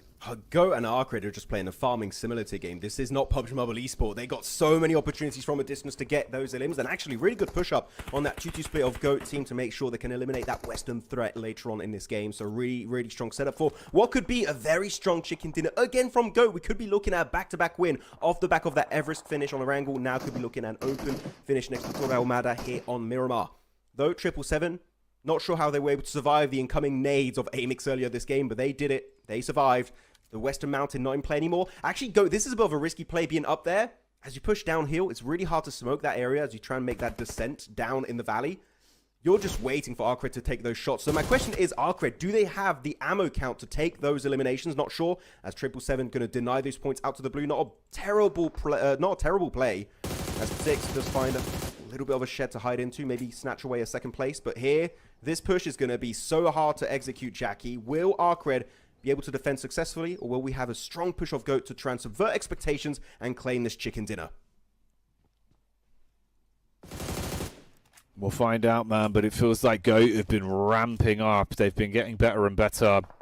And this is more like the squad that we expected to see, the known quantity, actually rearing its head into these lobbies now. And if they can find a way to win out on this encounter versus Arcred, then hey, it should be easy pickings to get themselves a back-to-back chicken dinner potentially, which would be a hell of a run for them. Get a whole load of points thrown into the knapsack and make out like bandits. For 777 though, is there somehow an opportunity for 6 to just lurk it out? You wouldn't imagine it. Feels like that second place will be destined. He is trapped in position. Oh no! Oh mate, imagine! Just a small segment, that's all he needed, Max, but there's no air. There's nothing to do. He goes down to the blue as he will be finished off inside of the shed. And it is, of course, our 2 teams left to go head-to-head then. Goat versus Arcred. 4 members alive on either side. It all comes down to this. There's actually a few decent options here north of the compound that if you want to see Goat team try and flex out and get multiple off angles, it could work out significantly for themselves in their favor. But I've been seeing since earlier Glory, he's got a P90. That could be a deadly weapon to go up against. but things are slowing down. Thing is, at least for Go Team, one big positive, right? They still have vehicles to rotate with, and they also picked up a lot of death crates, meaning all of the death crates from Amix, from Vicious up on the mountaintop, they were able to get for themselves. So they got a lot of utility, grenades, etc. So they're looking really stacked in terms of loot. And they will be making it forward. Actually sending a few players really close. Actually in the compound, it seems. It's going to be a full-on breach. It's Go Team looking for the push. But unfortunately, in a very nadeable position. Things are just not working out whatsoever. And now Go Team down to a solo. It's going to be Moxie. I think that was a way over-aggressive attempted, Jackie. And things just not working out. As Arcred now looking to leverage that man advantage in a 3v1 situation. Yeah, play with the numbers. Play with the firepower. It all went south so quickly for Goat. And that's how it ends. Arc Red picking up the pieces there. Chances for the back-to-back. Their fingertips were touching it, but it was not enough to grab hold of the W on that one. So Arc Red rear their head again. That's their second chicken dinner of the day overall. They might not be connected, but it's still another gigantic leap of points for this team. Showing up playing a blinder here in Knockout. I got a little bit confused at the end of that game from Goat Team. I get the idea of you want to try and breach the compound because you didn't have too many strong positions outside of the compound, so you just want to maybe try and actually just take the fight head on. But standing on that wall in particular, you're just asking Jackie to get naded or mollied just to oblivion, which is exactly what unfolded in the finishing minutes of that game. So very confused as to why. I think even if you do want to commit to the push in the compound, you can send it actually to the east wall. Which actually, if you do that, you kind of actually get yourself decent entry point into the compound. But no, they send it all in just one very narrow area, which is just not going to work out for them. It could have been a back-to-back win, but no, Arc Red will be our team to claim their second chicken dinner actually of today, right? Able to pull it off earlier on Rondo and now here on Miramar. So that's going to be a ton of points secured by not just them, but these two teams here at the end of this Miramar. So very, very consistent stuff indeed from these two squads. No, beautiful signs, very good for really, realistically, both teams. Even with that blip aside, potentially a bit of a fumble there for them on the side of Goat, mate, you're still going to be content with the fact they're actually being able to get these sort of games where there are first and second places up for grabs between both of these squads. It's been a big set of things from them. And that's going to be our highlighted team stats, of course, for Arc Red, the winning team on that one. Hardboy with 4 elims to his name. Good damage distribution across the board. Star as well, playing a bit of blinder at times, finding his chance to get some corking shots off. 566 damage there. This is a prime example as to why I want cover flares on other battlegrounds outside of Rondo. This would have been way closer if Go Team even had just 1 or 2 cover flares to work with at the end, but in this map, we just don't have that extra piece of utility. 4 airdrops actually looted up, so we did have a few airdrop weapons. Of course, we saw the Groza in the hands of Alicio. We did have actually one of the members of Arcred playing with a P90, which is really strong. But it was not down to any of those weapons to win the game. It was mainly down to that utility, to those grenades that were just so impactful. And actually, for how many grenades we saw, Jackie, coming through this game, only 4 grenade eliminations seems quite low, actually. I thought we'd see way more, possibly close to the double-digit mark, but no, it was just not meant to be this game, it seems. But still a strong performance. Goat Team Arcred, at this point, just going to be create such a massive lead in the leaderboards that I'm really excited to see where they stand now in these rankings because they've been having an absolute banger day 2 performance in this knockout stage. Yeah, no, they really have. It's beautiful to watch, actually, this sort of firepower that's coming out from them. Some of the games we had in recalibration, then also into day 1, there were limited opportunities where it felt like they were on the precipice of greatness, but never quite giving us their full firepower. Today, very different story. Arc Red are fired up, and the reactor is red hot, mate. It's good to see. Hardboy hitting some crisp shots as well. Actually, good headshot percentage from him there, to being able to show us that he's got that crisp level of lethality coming out in these games of PUBG Mobile. Let's have a look at our overall top players as well for that game. Any standouts here, Max, outside of the known quantities? I mean, HTSX, right? He's just up there. 6 eliminations for Mad Esports. Good to see a player step up and get actually somewhat presence in this game because they just are so adamant, it seems, on taking these early skirmishes. But yeah, I would just like to see them just make it to the late game as a full squad, which I believe we've almost never seen this entire tournament. So will be a good shift of gears for the squad of Mad. Default up there for Amix. Actually, yeah, this is the best game of Amix the entire tournament, right, Jackie? We were talking about how you wanted to see just this team kind of develop a bit further in the late game scenarios to actually get more placement points and eliminations. This is exactly that, and hopefully this is going to be the start of a really big improvement storyline for this team that has started up very slow, is starting to speed things up and hopefully get some more exponential points as the days go on. Looking at the match rankings though, still 20 points on board for ArcRed, 12 for Go, and then it plateaus off at 11, 9.8 points. This goes to show to me that I think the second page is going to be very low on the point side here, Jackie, because a lot of teams took early fights that just did not work out whatsoever. No, that's very true. One of those sides as well, man, being Aurora, right, that obviously just got completely overthrown by champions early. It just, sent them on a bit of a downward spiral. Afterlife, nil points, KZ, nothing to work with, 27 as well. It's really been a bit of a unship-shape game for them over the past couple. Brutal stuff. Let's see what that does to our overall rankings. And look at that. Make difference of 1 point there, Max, between Champions and ArcRed taking the #1 spot in our rankings today. They're even one chicken dinner up as well. So if that did go down to a tiebreaker, they would have cleared them. That's crazy. The thing is, all of the teams currently in the top 6 have been insanely consistent, right? Champions, ArcRed, DG77, TT Project, a vicious GOAT team now too, that had an insane banger day 2 in Knockout. It's going to be really tough to predict who's going to be able to actually remain in the top 4 to make it directly into the grand finals. And then you do have a little bit of a gap being created between 6th and 7th place, 8-point difference between GOAT and Aurora that keep on slipping. And actually, talking about Aurora real quick, I know we talked about them a lot because they're not having a great day. Actually, they're not having a great knockout stage.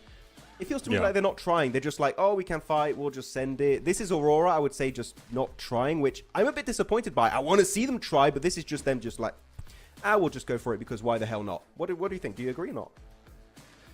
Man, I don't know. It's weird where I don't know if it's not trying as much as it's like kind of not having the same level of respect that maybe they need.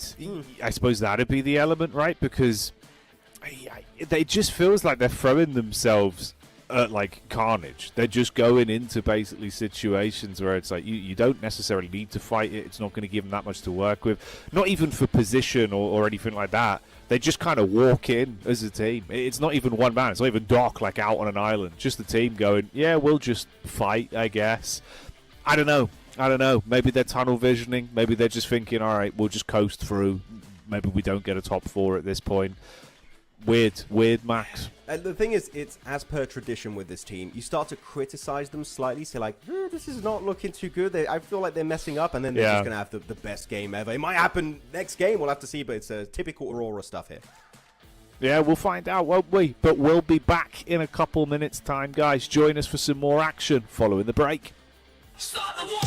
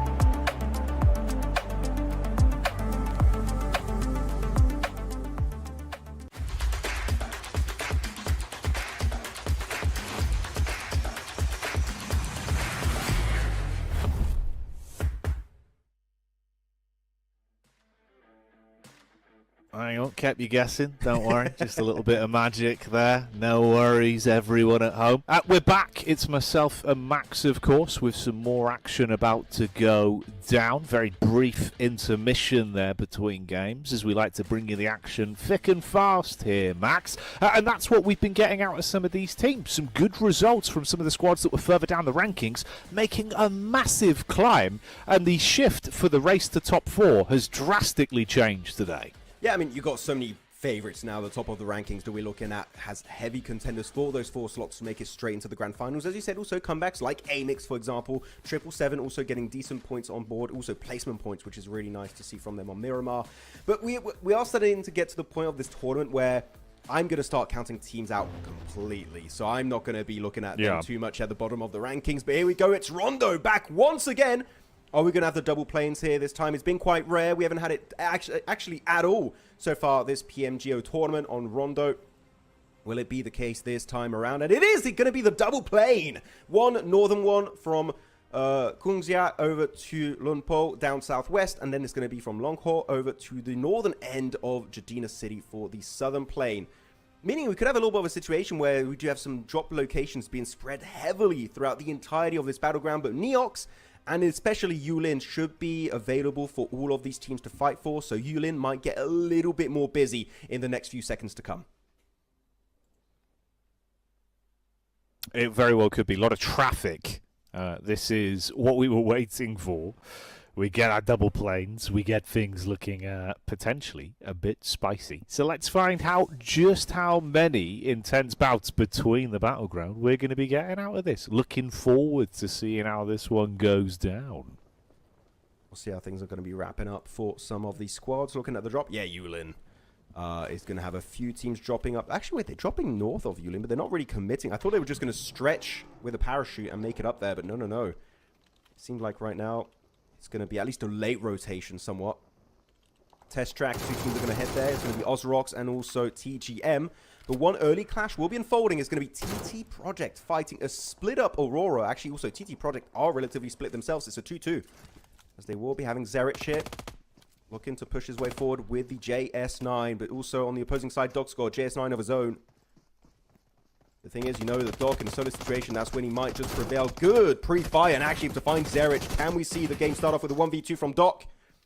Having to reload the UMP. FP is in a bit of a tricky spot. Good jump shot attempt, but it's just not going to connect, and that's it. Going to get the reset on his teammate, and that's going to be Doc. Unfortunately, no teammates nearby here, so that res will not come through. No, he is a knocked man crawling. And Ephes will be the Grim Reaper on that one, finally finishes him. It was almost a classic Doc peak. He kind of tried to thread the needles, doing like trigonometry, a bit of mathematics in his head to try and thread the bullet round the corner through the window, but could not be done, unfortunately. Thankfully, of course, thus is the way of Rondo. Doc will go, and Doc will return. He's back into the action early on, so nothing to worry about there. Kavic's been banged out by one of the guard NPCs. That's quite funny. Oh, that's, well... Yeah, not surprised. Ring Jiang. The thing is, they're actually really strong. I've got knocked by them a couple of times. I would like to not have to admit that, but they're actually quite stacked. If you're not careful, they might just obliterate the entire team. I've seen squad wipes in esports, actually. Not in this, like, caliber of tournaments, but I have seen it happen in, like, you know, maybe B-tier, C-tier events, where a team is just not very careful, and it's an agent squad wipe, which is rare, but yeah, it does happen. But the loot over there is really good, and it's actually kind of worth it sometimes to set up shop over there. You just got to really push as a full team. If you don't go solo, you'll be fine. If you do go 1-by-1, well, already, why are you going 1-by-1 in this caliber of a tournament? I don't know, but especially against agents, you're really messing up at that point. Yeah, I don't know. It just kind of feels it feels weird because of obviously how Amex have had a bit of a rough one as well, where it's just like, whoa. Is the mental game just starting to get to him a little bit? That's kind of what I was thinking, but maybe, who knows, Max? Sometimes those guards do have gigantic biceps. Anyway, champions here getting some shots down range from the side of Aurora. Ooh, they want revenge, but it is a bit of a trade demo on the drive-by. Ooh, boy. But look, again, it's champions versus Aurora. Why does it keep happening every game? This drama happening in the back. I don't know what's happening. No, someone talked smack on an Instagram story or something. I don't know what's going on, but there's some real drama between these two teams. They keep chasing each other. I feel like champions every time they just get a knock on the member. And they're like, oh, that's Aurora. They full commit and send it. It's just, yeah, they smell up blood in the water. As Oz rocks over to their own fight here. Actually up north of the river on Rondo. Able to start off the game with 3 elims, so that's very good again for a team that I was expecting more from, especially with an experienced player like Melaz. They had a slow start, and they also have Bad Boy, which is a very strong player on their team. But they just maybe need a little bit more time to really get in the swing of things in this tournament, and it's not game over, even if they do not have an opportunity to make it top 4.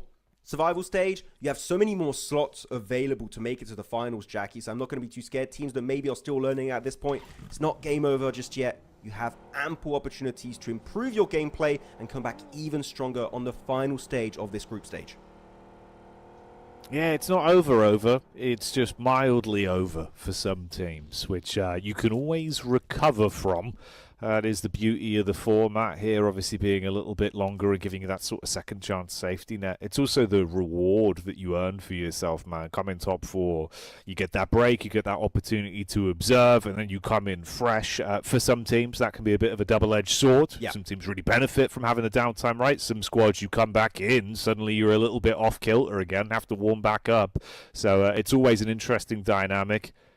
But if you're given the choice, having the guaranteed like jump straight through, you'll always take that. I mean, actually, I do want to do a quick highlight of the format. I really enjoyed this format. Actually, we're real quick going to focus on the fight happening inside of Neox Factory. It's going to be down to now just this one player of TGM picked off. That's going to be an easy elimination secured by Ked of Motion, the Polish team. But yeah, the format of this tournament's really fun because if you're a team that starts hot, you're getting rewarded early on by already qualifying for the finals. And if you're a team that needs a little bit more time to get your gameplay in full swing, that's then where you can really shine in the survival stage. So I think it's just a format that really favors so many different play styles and how you approach a tournament in this event. So no, I think the format is really good to see so many different teams and how they execute their strategy kind of bloom fully in these tournaments until you reach the finals. So yeah, whoever did the format for this tournament and also the PMGCs, I'm really enjoying it for the last few years now. So keep it up. There you go. I'm just glazing the format. I really like it. It's really good. No, you pop off. You pop off, mate. You enjoy your format. It is a good format. As formats go, it's probably one of the best ones, honestly. It gives us some of the better competition. I think we get some great storylines out of it. So, yeah, I'm right there with you, buddy. I would not complain. Yeah. You know what I'm going to complain about, though? It's always a river split on Rondo. I don't know what's happening. These circles... Rondo, compared to... Well, especially Sanok back in the day, but especially when you're looking at Erangel and you're looking at Miramar. Miramar's got a little bit of water down southwest and even just straight up south of the map. But you have such little amount of water on Rondo, and now today, this is going to be 2 games where we have almost a 50-50 river split on like phase 1, maybe will be the case in phase 2. Yeah, the Circle's just been loving these water endings that have been really tough for teams to play around. Arcred loved it earlier, apparently, but yeah, you don't see it often, but teams here are just being forced to really adapt to these circles. And by the way, as we see where the circle has shifted, you see that river in the distance? This is the worst river in the entirety of the game. It's got no cover. It's just a straight road, no elevation whatsoever. You go there and the team spots you, you're done. You're dead. Don't even try and cross it. So it's going to be very careful to see if teams will attempt to make the cross later on in this match. As SSC will be looking to clash with good old Goat. Had a good start today, getting himself that chicken dinner on Erangel. Here looking to take up an early engagement, and most of the members are here, so it might be tough to actually go for the recall if you do lose all of your members at this point. Yeah, it's dicey out there right now, so be careful. Yeah, it's on target. Force blowing away SSE. Oh god, I thought that one was actually going to bounce back on a focus. Does actually tag him a little bit. All right, calm down, guys. Goat team certainly got the blood pumping. Ooh, straight through the smoke. Pop that one. See you later, Luis. Instantly blown away. And Lucio just gets ruined by Force. I can already predict a few of the comments of people responding to that knock. Like, he was in a very predictable position just behind the wall. You're going to pre-fire that just to make sure. So that was actually a really good predict play and move from Force. Oh, there we go. Water taken out of the equation. I like to see it. Cool. No bridge finish in play. That would have been absolutely hectic to witness. Though teams next to Jadina are going to have to think about what their move is going to be. 27 plus, Aurora, SSC, and also SSC actually did get the full reset then, thanks to the Jadina City recall tower. And same for GOAT team as Moxie. Actually, I think Moxie just left the team to try and actually get access to a recall tower in case the team does get squad wiped by SSC. So just kind of insurance at that moment. But they won it, so now he has to start to think about how he's going to regroup with his teammates, with his comrades. Because that is going to be quite a large rotate. A lot of teams are in Jadina. Moxie doesn't want to go there as a solo. That is going to be just way too big a risk to take.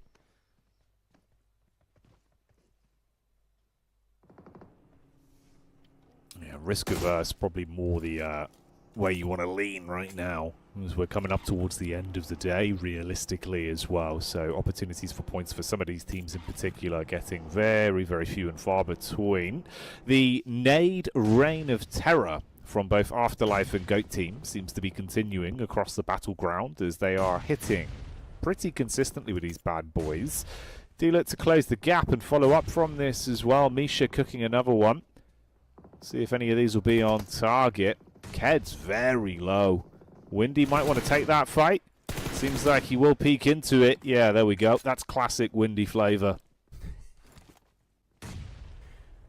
But yeah, he's putting up so many good numbers for Afterlife. He's been having an absolute field day in this tournament as of right now.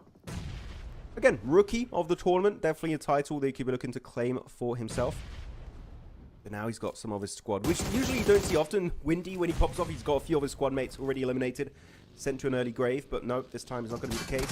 It's actually KZ now going to be able to get himself up to 3 elims, 4 feelings. So he's having an absolute banger performance so far this game on Rondo. Can he increase those numbers even more against Afterlife as they are starting to retreat fully, looking to leave this ridgeline? They want to be a bit cautious, though those nades are just looking so accurate from KZ. You don't want to really disrespect them too much. So moving back into cover, into the buildings. And KZ just somewhat letting it happen, really. It's just not worth chasing it down. You might put yourself at risk, and you're also going to see where the circle is going to head now in 2 seconds. Circle shift, and it is going to be heading slightly up northeast of this zone. Around to TT Project, Ozrox, and the likes of Vicious. So this is going to be looking like, a kind circle. Most of the teams are already going to be in zone. So outside of 777 and TGM, everyone should be looking relatively comfortable for this match.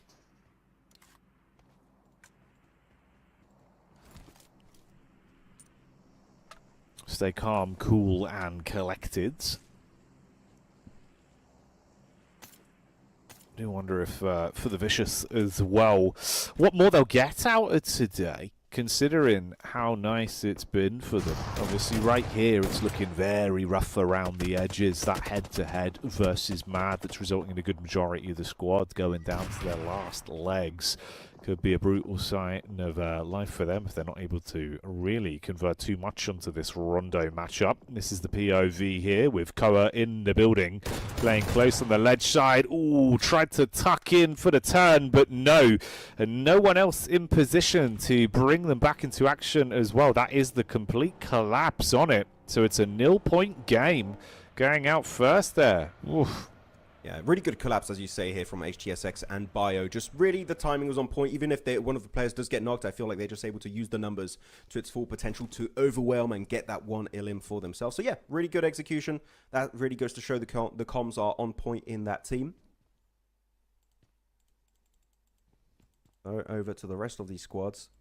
A few teams going to go for the wide rotate. One of those teams actually going to be champions, widely rotating around the western edge of zone. Getting very close to Afterlife and KZ Esports. We've got to be a little bit careful. Might want to keep stretching it, as we do see also here 777 going for full reset. Getting that 1 knocked player back on the battlefield. We'll see if he can claim a chicken dinner off the back of it. They do have a 2-2 split right now, by the way. They're in Danching, also known as Parkour City. They could actually get a decent foothold in the zone. Outside of this Aurora, keep in mind, looking at the leaderboards here, they don't have a single extra recall available. So whatever fight they get involved here, Jackie next, whoever's flushed out of the game, they are out for good here on Rondo. Yeah, if you go down, that's your storyline ending abruptly. Oh, and it's not looking good there for Afterlife either. Already down to 2 players. Ozorox just Leon 44 for the second time today. It feels like he's been trapped in a solo position where he's just waiting to meet his maker. An effect very well might be that man. The nades coming out onto his angle. Probably just a matter of time on this one. Threading the nades through, trying to get that right on target for the little window there. And they only have 1 recall, so even if he does get out of that fight, which I don't think he is, he should be remaining as a solo. Maybe a duo if one of his fallen teammates is the one that has the recall available. But the recall towers, they're going to deactivate very soon, so even then the clock is ticking very swiftly in this match. Ozorox also, yeah, in 12th position. Top 4's looking slightly out of reach. Not the case, though, for our top squads. TT Project, Arcred, Champions, I mean, Jackie, all alive and still have a lot of recalls available. So if they want to take a risk now and go for the reset quickly, you still got, what is that, 30 seconds to work with? You can afford it. It's going to be quite tough as SSC, again, getting eliminated early on, just like on Miramar, just not quite able to get the points they're really looking for, and will remain in the middle pack of the leaderboards, quite a distance away from the top 4.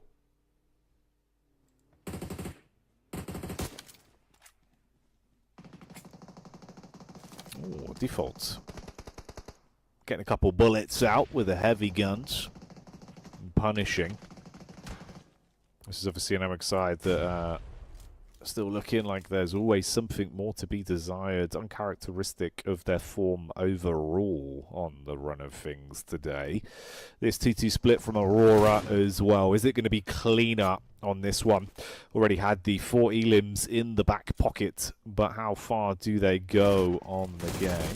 Spike gets punished there by 777. We do get the POV of Amix. Let's see how this fight goes down. Havlik with a spray. Good for 1 to open things up. Spike should be recoverable as well. They're going to try and play medic on that. Havlik can dedicate his time to it. Closing the gap, though. You're pushing up very close here. Utility in her hands. Close nade round the corner. Won't land where they wanted it to try and punish. And if they could actually bounce a nade out, mate, get a bit of a reverb onto that, you could absolutely blow away all of Amix here. They're in such a close quarters position. It's a bit of a choke point.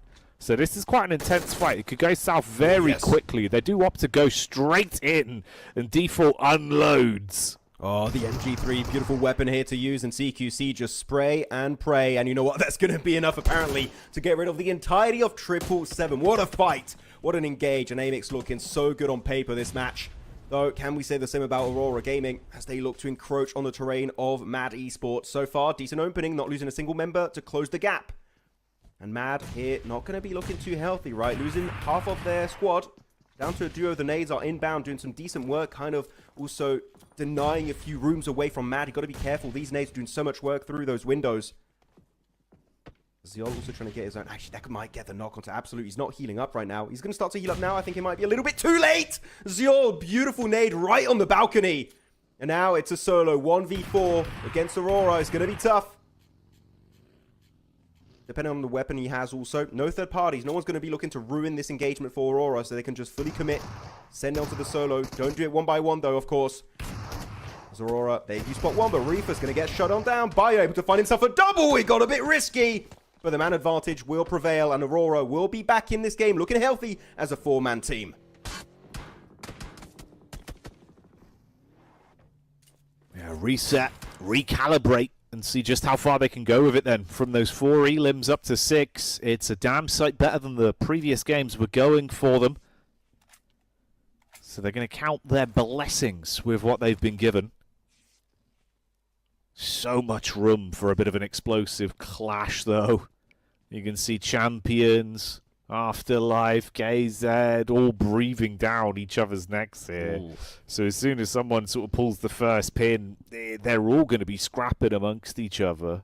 Yeah, turmoil is brewing here in this fight. Thing is, the recall tower is useless now. It's been deactivated going into phase 5. So even if you do get eliminated, guess what? That is going to be game over for your squad mates. I would even love to see a team like maybe Champions, maybe KZ, that is not surrounded by teams to just try and get a swift exit from the vicinity. It's not worth it at this point. You can leapfrog across the road. I think that will be a better option. Same for Amix, they're still in Parkour City. Hopefully they can try and leave that spot entirely, but Afterlife are just trying to survive, putting smokes down, just like, please forget we exist.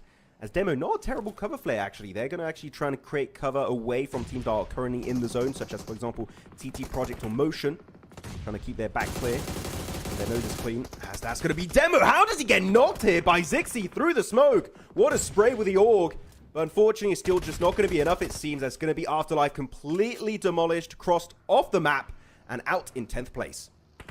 Yeah, goodbye Afterlife. A squad with a lot of talent, but not enough right here, right now, in the thick of things when bullets are being thrown all around. Goat, though, will respond in kind, eliminating 27 plus. And Amex's reign of terror with the heavy weaponry does continue as the bullets are landing, but they're being fought back. You give as good as you get, and Aurora and TT work together to shut them down. So goodbye Amex once again. It's actually the nade play from Zerich that did a whole bunch of damage, and KZ are really throwing caution to the wind. They want to get stuck into this encounter versus champions. You're being ushered forward by the zone as a player down from either side. You're on your last legs here realistically.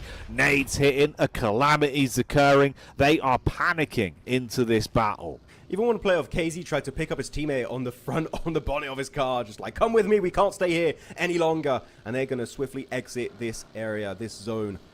As a not a bad fight to lead, actually. It's just going to be a waste of time. The blue zone's going to be taken up the entirety of the area, and the tick damage is going to be significant in phase 5, especially as we transition into circle number 6. So you don't want to stick around for too long.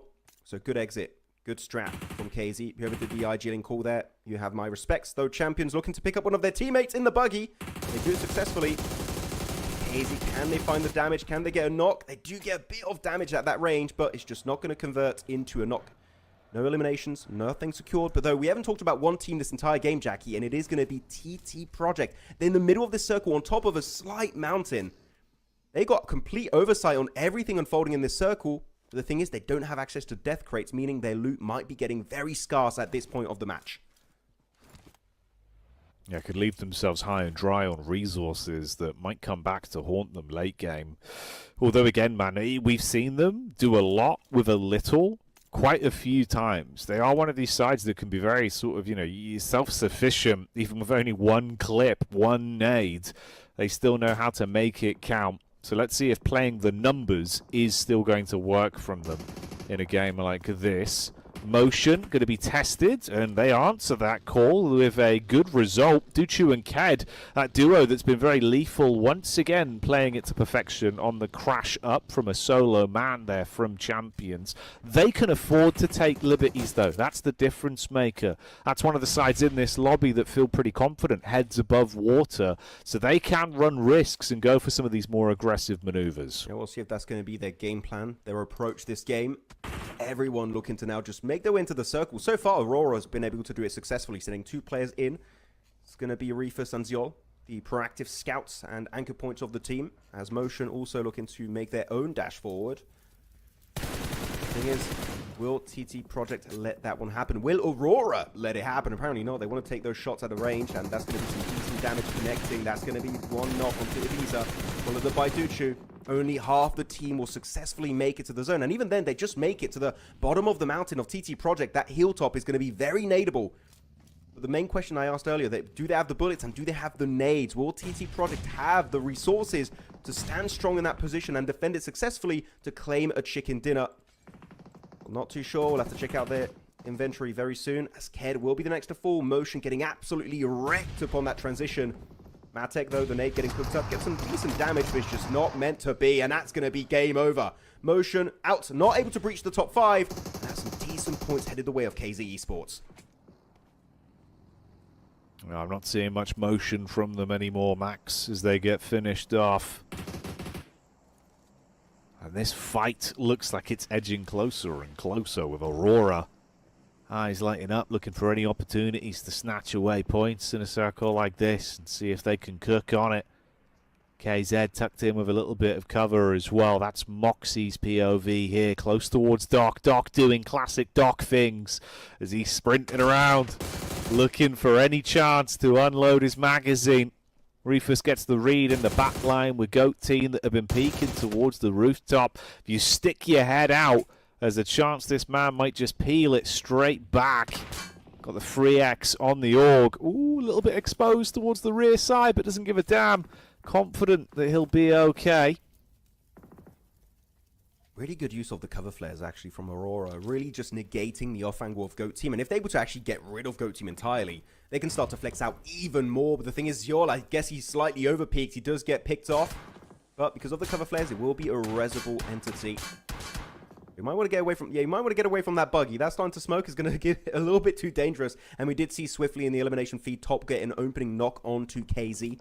Thing is, because they do lose Zyol for a little bit there, they have to slow down the push. They can't overcommit as they do not have everyone in a healthy condition. But the circle shifts once again. 3 teams still in zone. KZ Esports, TT Project, and Aurora. But still uncertain as to who will be the ones to stand strong and claim this chicken dinner here. Is still up in the air.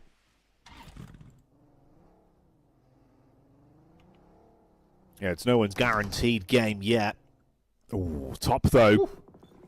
Wants to make it a whole lot easier for the squad as he will punish onto one. Zyol with a follow-up back over. That's Zerich taking hefty blows. So for TT, it's suddenly gone so much worse for wear. They were hoping they'd be able to coast into a better position. Of course, you know, like you said, they were set up very early into this one, but hadn't really been tested. As soon as the actual might comes their way, they cannot withstand it. So down to just a solo to try and snake through. Might not be the dream scenario. It's only really Ephes you've got left that's tucked in on the top side. Aurora now has space to make a move. Reefus on the peak towards the ridge. They spot the head there. I mean, they're going to just unload a couple bullets back. You got vehicles for the reposition, so they're okay to move on it. They're looking very antsy, though. Ooh, sprays. Yeah, I still feel like TT Project. I already mentioned and highlighted how they are a respectful team in this lobby, not overtaking any fights that's just not necessary to commit to. But here, I feel like they got way too passive and they just got fully surrounded and overwhelmed in this hilltop compound. KZ, though, going to be spotted in the smoke. The Molotov. Oh, he can't even make it inside the building. Really good proactive molly from Aurora. As now they got the entire northern edge of this ridge. This is looking like an Aurora game, and as a massive throw happens, they've got the angles, they've got the fighting capabilities to back up the play, and they do get himself their 15th elimination here. This is Aurora, Jackie, coming out of nowhere. We criticized them once, and they're like, we mean business.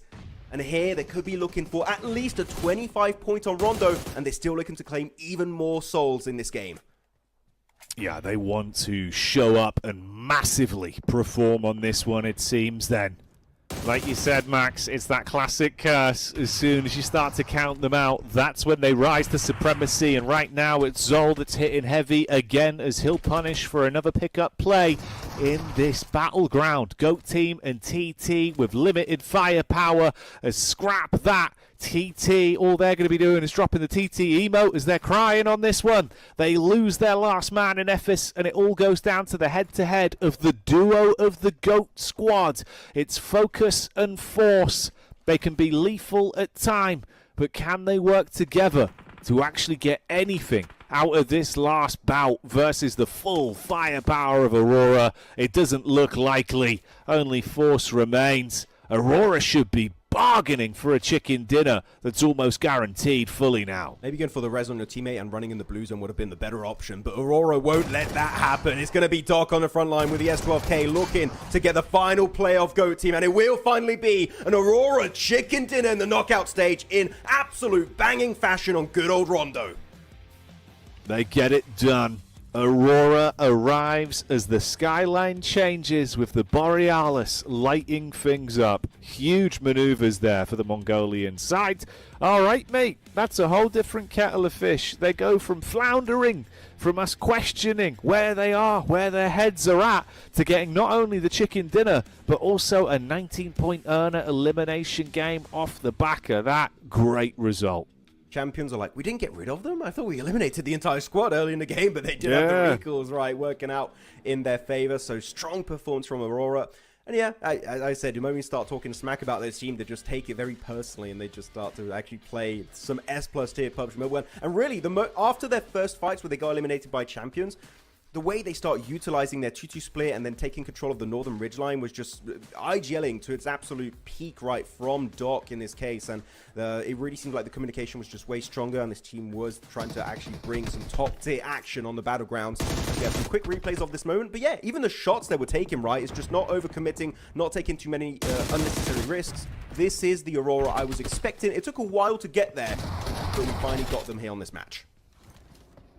No, exactly. Yeah, a slow burn, but one that still delivers when it arrives, which at least is what we can ask for from them. We just wanted to see Aurora getting into a position where still showing us what sort of firepower this team has, because we know how damn good they can be, and Doc brought that out in quick succession on this one. Nearly 1k damage in the back pocket for him, 7 elims, 5 knocks as well, and the rest of the side helping out massively as well. Top popping up, he was crisp from distance, mate, even closer to hitting that 1k damage mark with the 5 elims there. So you think about the amount of assists this guy's being able to provide to the team. Big stuff. Zyol for me has been the unsung hero of this game. Maybe not in terms of eliminations, even though the elimination count is really high for all of the members of Aurora Gaming, but it's more as he was trying to get some initial angles and positions held down by himself to actually kind of set up the rest of his squad, especially Doc, that because of those angles and those really good setups, he would be able to flex out massively in these games and actually get 7 eliminations. So Zyol, macro-wise, positionally speaking, was very, very important to the success of this team. And as we look at the overall match summary with the stats of this game, able to get himself 17 headshots. Actually, a ton of headshots happening here. Maybe most of them coming out from TT Project with that central position on the hilltop. But of course, are we surprised? Personally, not really. It's Doc will be your match 9 MVP on Rondo. And yeah, in absolute banging fashion for this player. Yeah, beautiful, beautiful stuff from Doc. Just really giving it the business, mate. Playing that sort of classic Doc PUBG Mobile that we've come to know and love over the years. And again, delivering it with a level of lethality that the lobby just couldn't keep up with on that one. Made Rondo look rambunctious, which is the dream position to be in. So beautiful signs there from him. And like you say, the entire squad playing good on that one. You can see that represented here again, of course, with his teammate being in close succession there at the top players overall of the lobby in match 9, as Top will join Doc in the runnings. Zerich, Unfeeling, and also Ephes as well on display there from the rest of our squad. So TT still having a good show of things, just not quite having the full control of the lobby in the most important moments of that game.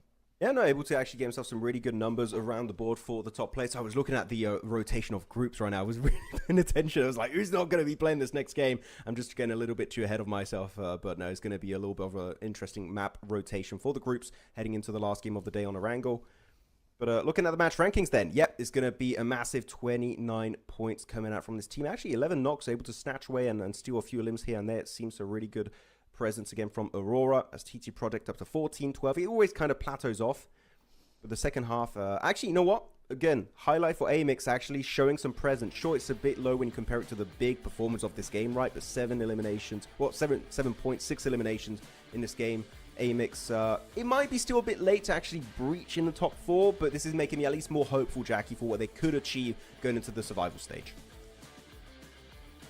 Yeah, exactly. You know, I mean, look, it's one of those where I think we're seeing good signs of life from some of our teams that needed to bubble back up, right? And if this is where Aurora find their footing and prove that, that's brilliant. But for some of the other squads that are a little bit lower down, I don't know how long it's really going to take for them to fully arise. Hammocks are looking like they are getting a little bit better as things have gone on, but nothing classic in terms to the big maneuvers that we were getting out of them previously in the club open. So a bit of a shame there, but let's have a look at the overall rankings and digest this one a little bit. We can see TT have moved up into 3rd place, and Aurora now in a nice firm position in the top 4 with 9 points of difference between them and the newly crowned 5th place team in GOAT team, pushing Dagestan 77 very far down considering the position they were in previously. So for DG, down to 6th place now. I'm sure Dagestan's not going to be too happy about that. They haven't played for the last 3 games now. So they're coming back for the last game, actually. So they're going to be on their angle, hopefully trying to climb their way back up into top 4, which actually with that point gap is going to be no doable. But you're going to have to make it at least to a top 5, top 3 finish if you do want to try and overtake the likes of Aurora, TT Project, etc., etc. in this game. So going a little bit lower. Team that has still been a little bit silent today, I would say, would be SSC, the team that's been so emphasizing third parties, right, on day one of Knockout, and here just not able to really pull all the stops on these games today. So this is a team that's definitely slowed down significantly. And on the second page, yeah, you know what, I'm going to say it, Jackie, if you're on the second page at this point in time, top 4 seems nigh impossible at this stage. So start thinking ahead, start thinking of improving your gameplay and your strategies for the survival stage, because top 4 just seems so far out of reach. Yeah, you'd have to do something absolutely miraculous. Like, you'd need literally the most flawless win streak, right? Where it's just such a marginal chance that it can really start to come through. So yeah, buddy, does feel like that's the way it's going, with that point vacuum towards the top end, really reaching an all-time high now for some of our sides. It'll give them a moment of confidence, though. Still, for what it is, good to see at least that return to form for Aurora there. Is actually breaking into that top 4 almost felt like it wasn't going to be a possibility. You know, they were looking really sort of green around the gills, Max, but great to at least see a bit more energy out of them today. They really hate criticism, I feel like. The moment you doubt them, they're like, no, okay, we're going to climb back up, and that's just typical previously APG, now Aurora Gaming fashion, right? You're always going to see them come back eventually. Never doubt Aurora for too long. You can doubt them at the start, but not for too long. That's when they're going to start to climb back up the rankings, and they're doing exactly that. And the thing is, a lot of the mistakes they did early game, they can afford because you got the recall tower. I want to see it happen on the Rango and the Miramar, where you don't have that recall system, right, to see if they can actually have an entire game where very little mistakes are happening for this squad. Yeah, we'll see. We'll see. At some point, we'll get a consistent test out of them, maybe in the days yet to come. But we have one game left to go, so join us for that when we return after the break. Start the war!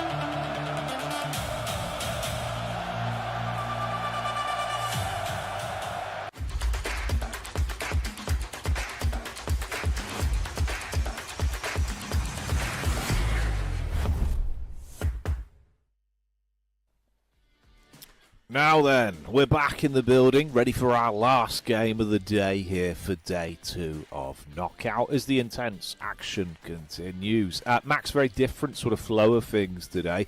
Some of the teams towards the bottom end now rising towards our upper echelons. That top 4 becoming defined possibly for our sort of top 2 teams and maybe a little bit of wiggle room. Bottom end of the standings looking like it might be all said and done already though, mate. So our storylines culminating quite early here into Knockout. Yeah, I mean, after every game, it feels like the amount of teams that can realistically compete for a slot in the top 4 is just getting slimmer and slimmer as time goes by. So right now, it's just going to get really down to just single-digit amount of teams to really be in a position where they can realistically compete for those grand finals positions.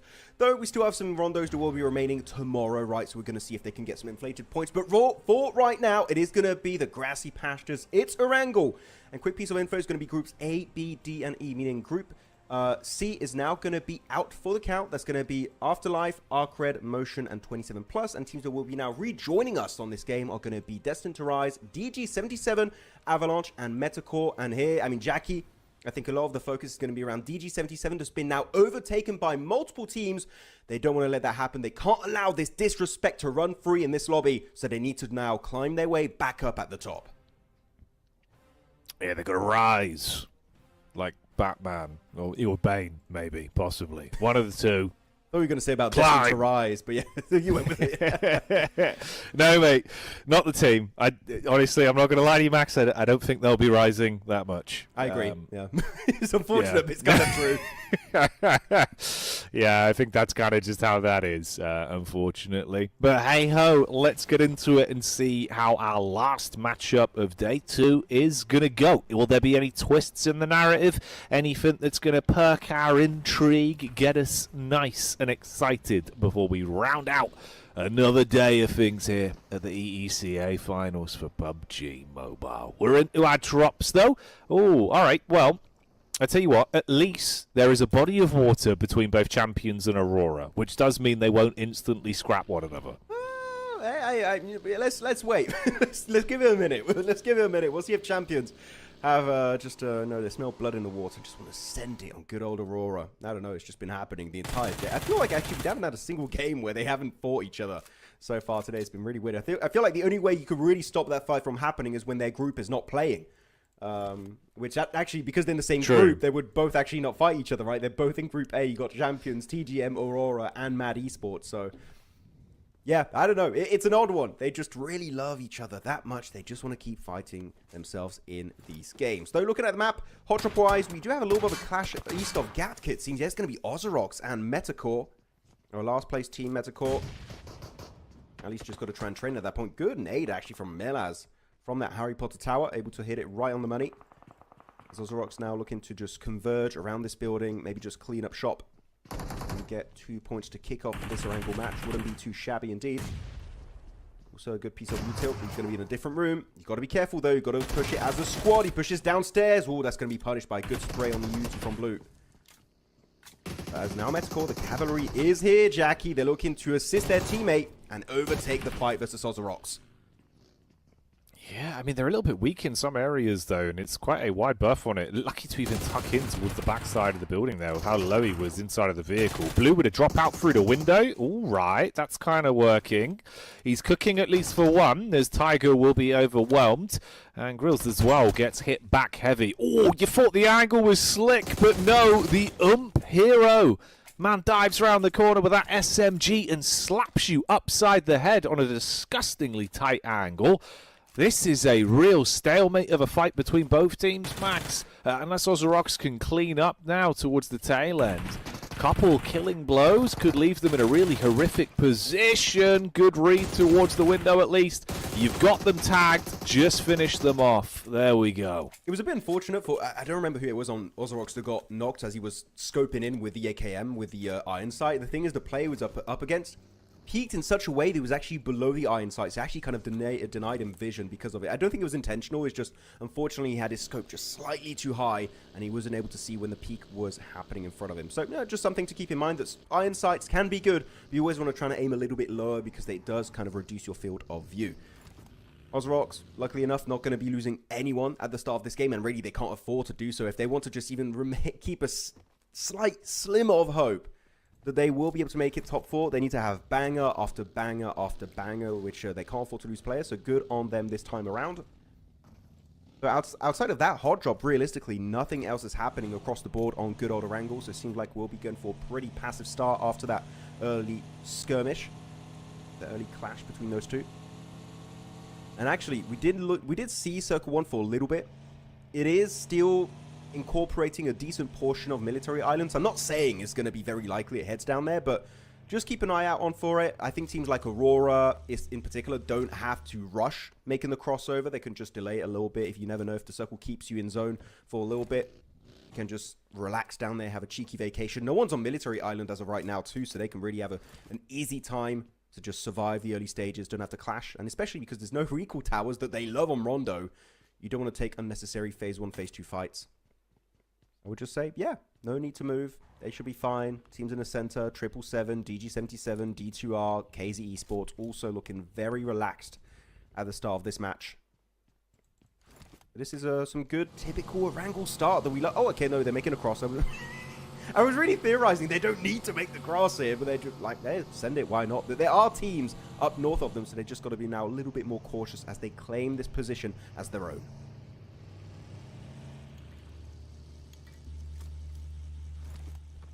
Set up base, set up shop, make an Etsy shop, make chicken dinners, make money. That's the way it works, Max. It's that easy. It's that simple. That's what they don't want you to know about. What would you put on your Etsy shop? What would you provide?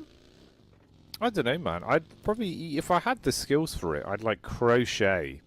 I think I'd get into crocheting. Ooh. I'd make some nice little, yeah, maybe like, you know, desktop animals. You know how like at events people sometimes have like little talismans or like I don't know what you'd call them, but you know you have like a little mascot, maybe like people whip out like yeah, or it'd be like a bear or like, you know, an animal of some description. It tends to be right that they'll have on their desk or near the monitor maybe. Yeah, I think I'd make stuff like that specifically like for gamers. So you'd bait them in, you'd make all the money that way. Where if they go to an esports event, they want a little mascot, I'd have the monopoly on that. I'd call them crochet Scots. Crochet Scots. I mean, actually, you've got so many orgs, I feel like, nowadays that have a little mascot, right? So you could just actually make it for esports teams, too. We've got Wolves, you got, which one you got? Also, Weibo. They've got, like, the little panda that's there to represent their team. True. Got quite a few options. Not bad choice. I feel like you would be successful. Yeah. I'm ready to invest. Yeah. We're on Shark Tank right now. Yeah, okay.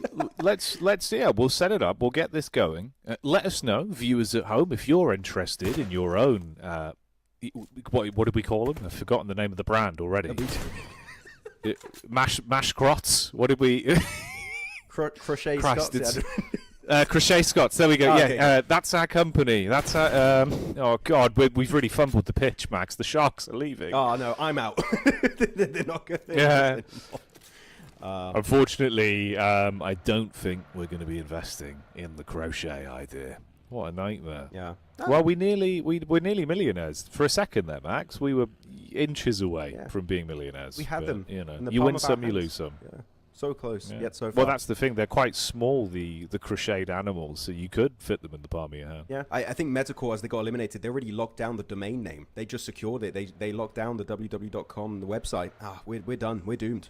Oh, mate. We've been bested by the Sharks and in the .com rush by Metacore. I mean, what the hell? Where's it all gone wrong? They got us good. Oh, look, okay, we start going off topic and two teams get really close to each other. Guess what? It's Aurora and Champion. Again, just slowly taking up some of the real estate of their enemies. Demo, I think, got a little bit too close. He's going to be respectfully disengaging that area as actually Vicious all clashing with Ozorox, though this is going to be Ozorox taking a real casualty this game, not going to be able to reset to a full squad. Vicious, though, got to be careful as Ozorox also fighting Amix here. They're just so spread across the battlegrounds and just had no opportunity to fight back whatsoever. Sure, they do have 5 limbs, but now losing half of their forces. Things not looking too good for Melaz and company. As Amix, no, small win, but did lose spikes. I would say in the grand scheme of things, not really worth it. As they will be looking to make their way into the circle that is heavily, by the way, focused around the southern cliffside of Milta. So a lot of teams going to have to be quick to rotate because entering the circle later on is going to be a very, very tough task at hand.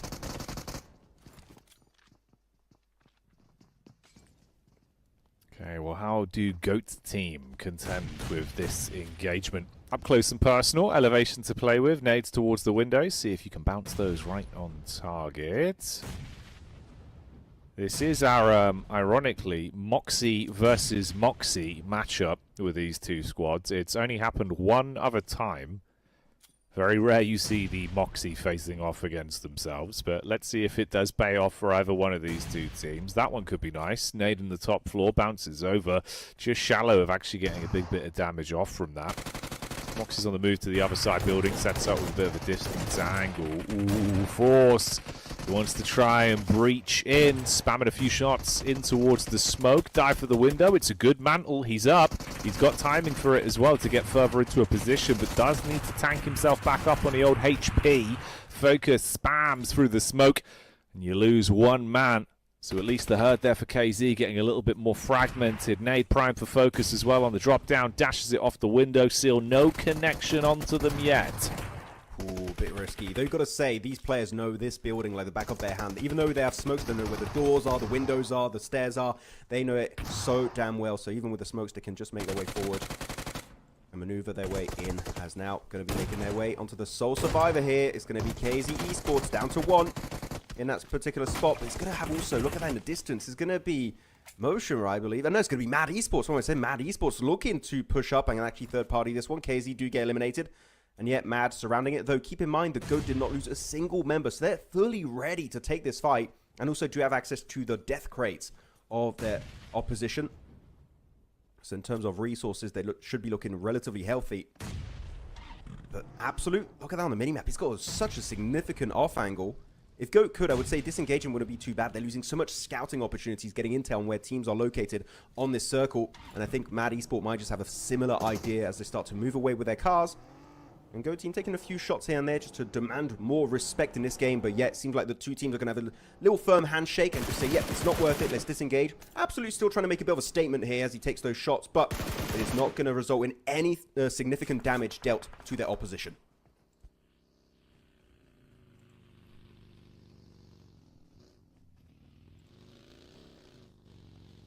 Okay, he's destined to rise.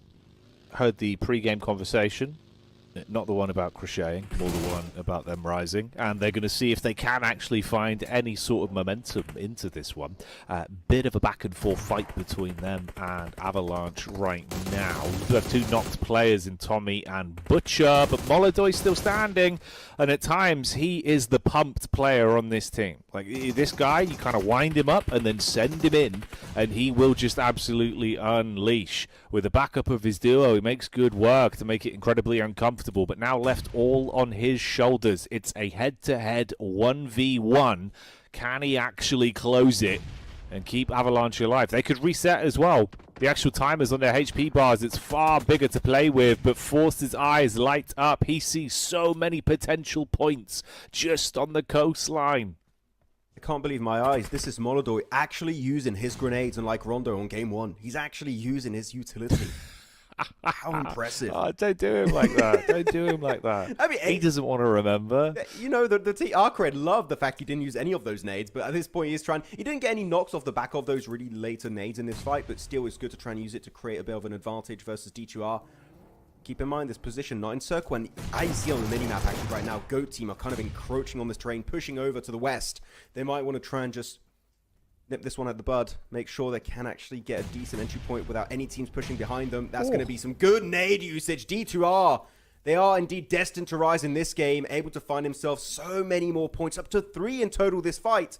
But you can see on the minimap here, Jackie, it's going to be GOAT team. They're just surrounding the entirety of this coastal line. I think here there's no escape for D2R. No, probably not. Ironically, if they do rise their heads, they will probably be eliminated at this point. So they need to just try and tuck in and hope that it's an uncomfortable fight for GOAT where they don't fully overcommit into it, and then maybe you can try and exchange blows. But it does not look good. You'd imagine GOAT would be able to clean up on that one with a mop and bucket if they do go in full aggro. We get the PV of Star Soldiers X Epic here. This is the SSE team that are currently being bombarded by Mad. Nades through the top floor, nades through the windows, shotgun buckshot to your lips. Yeah, this should basically be over for Corp before it even starts. Maybe one could be good for one on the off angle? No. Okay. Tekanov wants nothing to do with that. He didn't even have a chance to reply to that push. He's just like, yeah, no, it's done. Didn't have time to even turn to the left and get that elimination with the shotgun. But nope, that is not meant to be. Looking at the circle, by the way, we didn't talk about it for the last two phases. It is heavily centered around Milta, the urban area of Milta in particular. So city finishing bound, possibly, probably could be happening very, very soon. Actually, one position that's really fun on this game is we got a wide 2-1-1 split of champions. So the west near farm area, actually. So they're really trying to get as much insight and also claim real estate in this circle. So I think champions, we should pay attention. Actually, as I say, that one player does get knocked in demo.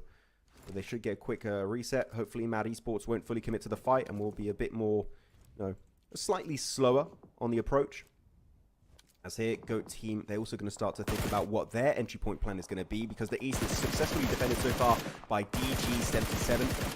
So whoever's not in the zone, they'll have to try and actually wrestle that position away from other teams, such as Mad having to fight Champions. Champions do have the hovercraft. He does make it slightly further away, but again, it's going to be smoking. It's going to be burning up, exploding soon enough. An Atomic here. How is he still alive? I have no idea, but he will fall eventually. And as I say that, it will be with the UMP of Absolute to claim him. Put him down on his knees in submission. Champions now down to just a trio. It's Kino, Demo, and Fearless.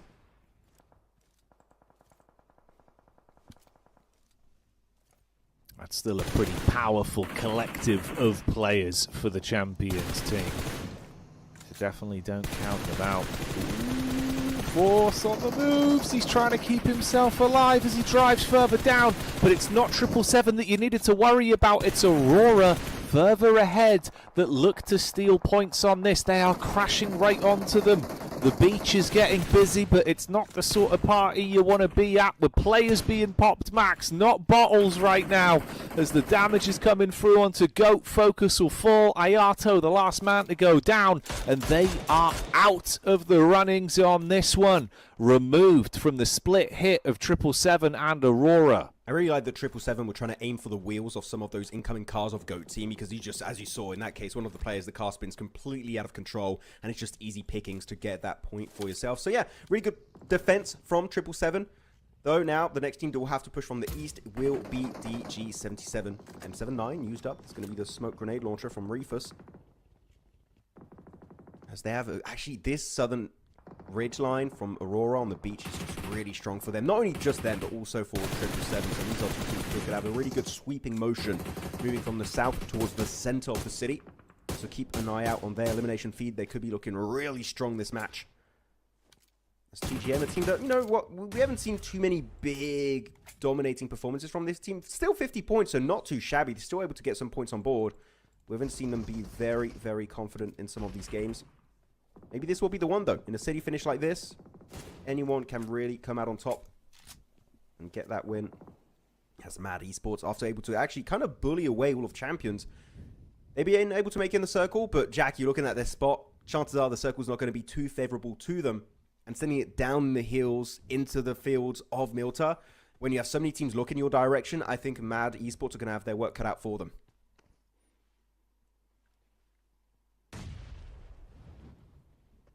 Hey, look, they're no strangers to awkward uphill battles in games like this, but you are spot on in the sense it's not going to get any easier. Zone centers up further down as well, so yeah, they really got to get a move on now as well if they do want to actually find cover, with a lot of the available actual compounds being completely inhabited at this point. So Mad do jump behind the steering wheels and begin their mission to rotate in towards Milta and see if they can set up, with Fearless and Kino playing a bit of a split off of one another. Kino looking for a little bit of a scout on the ridge, see if he can get a read on this one.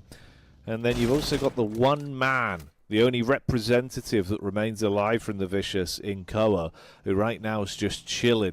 Tucked himself in, tail between his legs, just going to try and sit pretty and hope maybe he can snake this one out to a later finish. Did they spot Kino? I'm seeing a lot of movement right round his position right now from Mad. I think they caught whiff of him. It looks like they're going to try and crash down on the champions. I mean, they know this is champions. They've already got some eliminations on them earlier, so they know they can use that Mad advantage to its full potential. And because of that, champions actually kind of trying to exit, leave this area entirely. So good, respectful play from champions. Unfortunately, that does not work out for Fearless as he gets picked off by Koa, the solo that you said. He was chilling over to the west. He does find one free point, and now it's going to be down to a 1v1. Kino versus Koa. Champions versus Vicious. But I think that now they might just have also a situation where they decide to coexist. It's not worth fighting. Let's just try and hold down this position as a duo and zone teams away. As Mad, though, I got to say, got a really good also sweeping motion to the west. They've been able to clear so much. And when you look at this circle in particular, even in the minimap, we're so late in this game, the minimap pretty much explains the entirety of this game and what's about to unfold. All the teams almost are located in Milta City itself. And you've got only a few stragglers and a full team to the west, which is going to be Mad Esports. If the circle is not terrible and forcing a fight in the city itself, Mad Esports could be looking to get possibly a low elimination game, but still a chicken dinner nonetheless.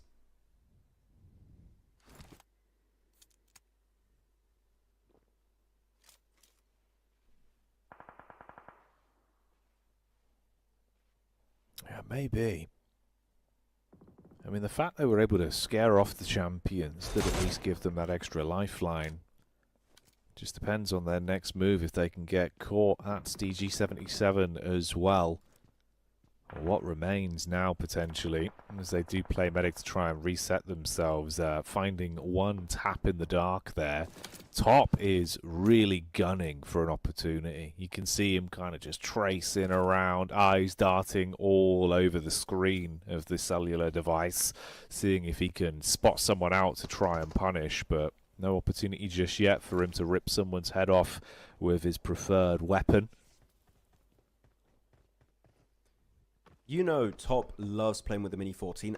I would actually advocate for him to maybe try and find a shotgun, because we are heading towards a city finish, especially phase 6, depending on where it goes. If it goes to the east or even just center, I think swapping that Mini for any kind of CQC weapon would be maybe a little bit of a better scenario.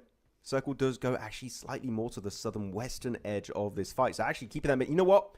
Because of this circle, maybe worth holding on to it a little bit longer, because that means they now have access to the beach ridges down south of Koa and Kino. So actually, that could be really good if you want to take some shots of any stragglers looking to exit the city or even Mad Esports. So I want to see actually Aurora kind of leave this area and actually try and take the more passive approach. But the thing is, I said two things that kind of conflict in here, Jackie. I said Aurora and playing passive, which doesn't really work in a sentence. So I think they might just be like, no, we want a 20 elimination game, and they might just full send it. Yeah, that's probably the more likely choice, even if that's the one that most teams would avoid. That's what they like going for. That's the other reason why they're definitely not going to put down that Mini 14, because they can make plays like this. Bad boy gets blitzed up as the DMR starts to sing the sweet song of Top. And the nades roll in on top of TT as well. Bad boy will not be recovered from his position as that Mini 14 hard locks him down. Freezer in the meantime falls short towards 777, and TGM get unloaded upon by TT. Koa was spotted, tagged and bagged. Ironically, of course, it's by Doc, so Aurora do start to make their move, and it's one hell of a split. Doc's fighting the world. He's in. He's up against Mad. He's taking a 1v4. Doc, got to be a little bit careful there. He's on the other side of the road, so he's not like in danger's way just yet. That's going to be a good pick. Oh, okay, it's from Doc. Of course it is. It's Doc. He's claiming that one with the nade from downtown. Good piece of utility. Making things a little bit easier, actually, for Mad Esports. But do keep in mind that Mad did take one casualty earlier, down to a trio. And Doc, this is actually a building I was looking at earlier. This is literally one of the highest points in the entirety of this circle. If you can position Top over there with that Mini, that could be really, really impactful. But Doc, again, likes to be slightly away from his teammates every once in a while. Though, the city, TT Project, Ozorox, DG77, 777, all of these teams looking to make a swift exit out of the city. But the teams that currently have a bit of an advantage will be TT and also 777, as they do have more players available. As I say that, 3TN sent to an early grave in this match. It's TT Project, though, thinking about how they're going to make their way across that road. They don't have to do it just yet. If Circle 7 says anything different, it's going to get a bit dodgy, but Reefus also right on the money with that utility. That's the second time. Hey, dude, crazy thing is as well, there's been like 2 to 3 Elim points that probably should have been Auroras that they just couldn't quite get the flushes on, that TT and a couple other squads have been able to steal away. But they unironically would have even more Elims right now with the amount of knocks they've been finding. Like, they have been just blowing the lobby away. Oh, the nade. We say it as a joke, right? But they're just doing it. They're literally living it large right now. I thought they were going to hit the nade over the roof of that building. A complete blinder of a nade. That is going to be still Effie's then in the elimination feed, able to take himself one great knock onto a member of Ozrox, actually instantly converted as that was going to be the sole survivor of that team. And Reefus gets another nade on top 6. The utility usage is mental. Reefus refusing to let anyone live in a 50-meter radius of this guy. Circle shifts once again, and guess what? It's headed right towards Mad Esports and Doc. So Aurora, again, they want to play this one more aggressive. They want to get involved. They want to get those eliminations. They need to clean up all of the city of Milta. They've got to focus down onto 777 first. Maybe this straggler, Nomi of DG77, and then focus around TT. But the thing is, you look at TT Project here, Jackie. They see this fight unfolding between 777 and Aurora. They're currently busy. This is a golden opportunity to leapfrog it. So TT Project playing this one beautifully. The IGLing is amazing. The comms are there. And actually, because of that play alone, they might be able to completely backstab the entirety of Aurora Gaming. But that's when it comes down to the question is the proof in the pudding for them? Will they be able to convert if they get themselves into a position to plunge the knife between the shoulder blades? As Reefus, he has been unleashing havoc on this lobby time and time again. We've seen 4 knocks with the nades, 1 clean-up play with a rifle. Warrior takes the fight straight to the last man from DG and says, have a BG finish on that one. And we get our final 4 teams. The solo of 777, the mad squad that made a mad rotation and keep themselves in the game, and Reefus from Aurora that waves another player goodbye. Oh, mate, he's absolutely running the lobby right now, Max. Hey, what a performance from Reefus. His nades were absolutely beautiful, and now he's just able to make sure he cleans up the entirety of the east edge of this circle. There's going to be Phase 8 very soon. It's going to be a 50-50 split on the road somewhat, so it's going to be very close between 3 of these teams of TT Project, Mad Esports, and Aurora. Last 3 squads actually remaining at the end of this game. But one team that's looking definitely way safer this current moment in time is going to be Mad Esports, because they're alone to the west of the road.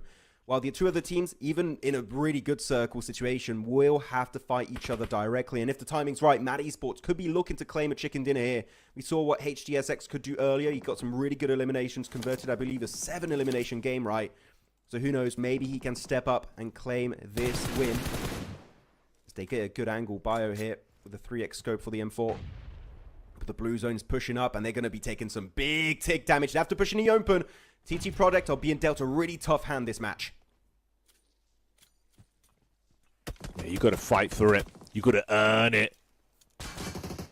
And when it comes down to the passive plays for a Mad and an Aurora team that is just taking every fight humanly possible, you do not want to be trapped between both of them. You want to take the initiative, so that's got to be the mindset from TT in a matchup like this. Right now, relatively fragmented in the setup they're running with.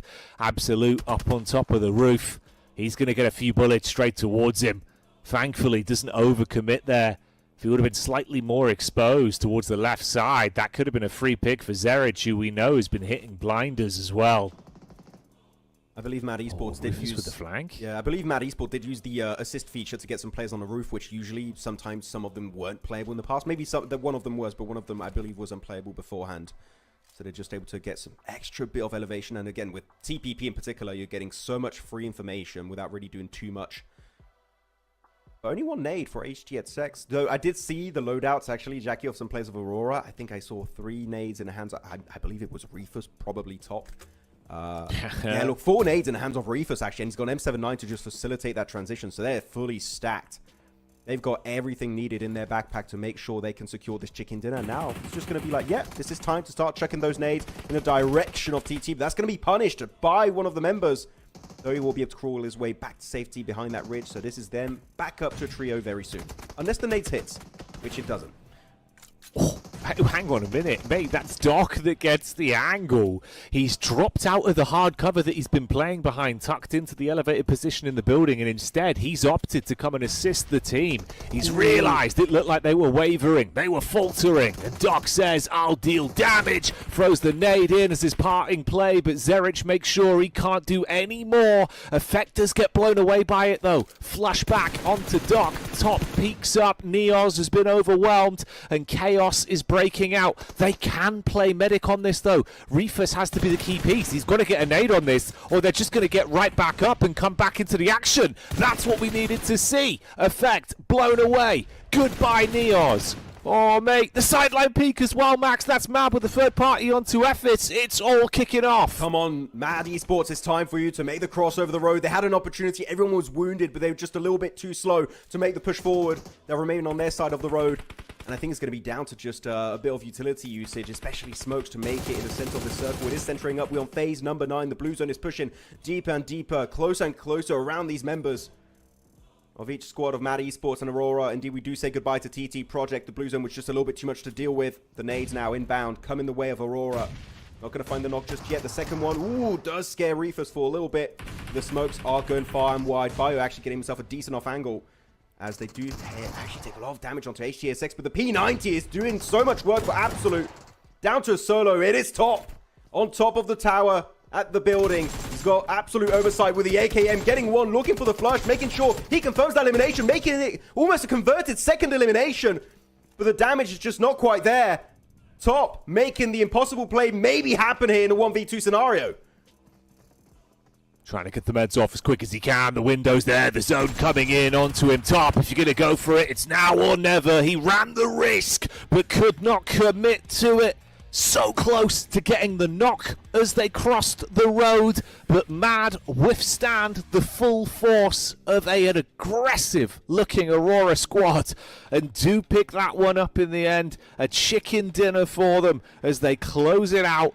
10 placement points claimed, the 9 elims off the back of the game as well. What a finish to the day here from magnitudes of our squads, Max. That one was intense. Oh, that was a tough one. I mean, almost city finish, and at the very last minute here, trying to go for a quick exit outside of Milta was very rough for a lot of these teams to play around. But Mad Esports, I think, were given an amazing opportunity to go for a big game like this. I think they were actually given, because of the circle, a golden chance to get a big chicken dinner, which they've needed for the longest time here in the knockout stage. And they do get it. I think they were maybe a little bit too slow to push over the road at the end when TT Project were actively fighting Aurora Gaming.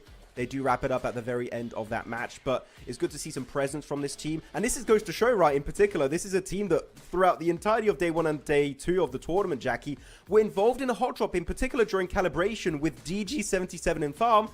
Now they don't hot drop, they make it to the late game. Guess what? They can get some really strong wins, even against teams like TT Project and Aurora. So they showed a lot of presence, and I just hope that this is the start of something beautiful for this team moving forward.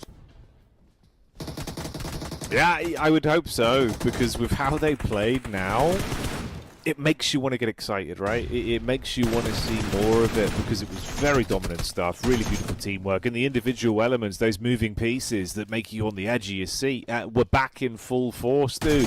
This is what we've been waiting for. Some of these plays from Top at the end here as well, like the peak on the window side when he's hitting him with the AKM, you're thinking, boy, he's actually going to be able to go the whole hog. Heads up calls, though, from Mad. I will say, if they didn't go for the dive in on towards Champions, never would have made it thus far. So good read for them and good setup in the late game. Yeah, if Champions win it, I think that fight versus Mad way earlier, maybe right now we'd be looking at Mongolian chicken dinner in Champions at the end of that match. But still good presence from all of the members, in particular HGX, able to play with the side peak on the rooftop. I do believe, again, as I mentioned earlier, some of the members did use the assist feature to get a little bit more elevation, which we saw was just so important to get absolute oversight on the entirety of that finishing circle, phase 8, phase 9. So yeah, hopefully the first of many chicken dinners to come for Mad Esports as we check out the match summary stats for this game. And we had a lot of headshots, and I believe, you know, a few of those headshots maybe were from Top with a Mini 14, which he held on to that weapon for the longest time that I was really not expecting, but because a lot of players are just peeking through windows and door frames in the city, it's very good that if you can take the shot, most of the time you're going to convert into actual headshots. So it's something that I wasn't really expecting, but Top again proving us wrong that he is the man of the hour with the good old DMRs. Man, incredible scenes there, all in all. You do love to see the DMR plays, and he was delivering with it. I was almost half considering the fact that when we cut to his POV, he'd still have one to work with, so could have been ridiculous there. But no, it was both of the rifles. Let's hone in on Absolute, though, of course. Give him his flowers. Mad with big plays on that one to round out the day. Do get the chicken dinner, and he will be the key piece on the team in terms of elims and damage done. Nearly the 666 there, so he was popping off, looking pretty good in terms of the stat breakdown as well. Consistent with the body shots, not missing a beat. Yeah, he's been really, really popping off this game in particular. He's a player that we haven't really seen too much on these top player graphics. Okay, that's sorry for wheezing there, but I was just like, okay, well, it is mostly players of Aurora Gaming and Top Reefus and Doc. Reefus' nades being taught well by the man himself, Doc, so he was definitely stepping up to the plate. But Effie's also 4 eliminations for TT Project. Though, thinking at all of the players and how they've been doing well, a team that also has been really strong today has been GOAT Team. Thinking of the MVP of the day, I think it could be Force, that we don't see in this graphic this time around, unfortunately, but still good to see some other names stepping up to the plate. So yeah, Absolute, Effie's. Hopefully we can see more of these guys moving in the next few days of action.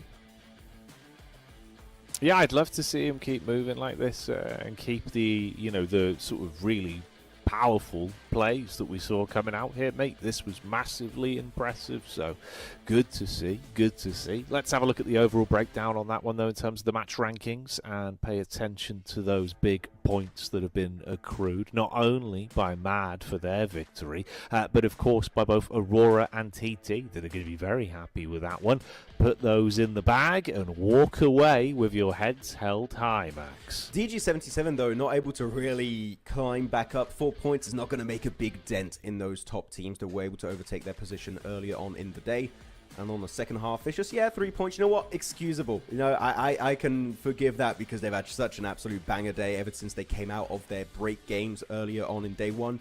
So they're going to just have 3 points. It's going to keep them still relatively comfortable up towards the top of the rankings. And as we check out the rankings, it's going to... Okay, well, there you have it, guys. Ladies and gentlemen, our #1 ranked team right now for the knockout stage is going to be none other than Aurora Gaming, jumping up 3 ranks in that last game on Orangle.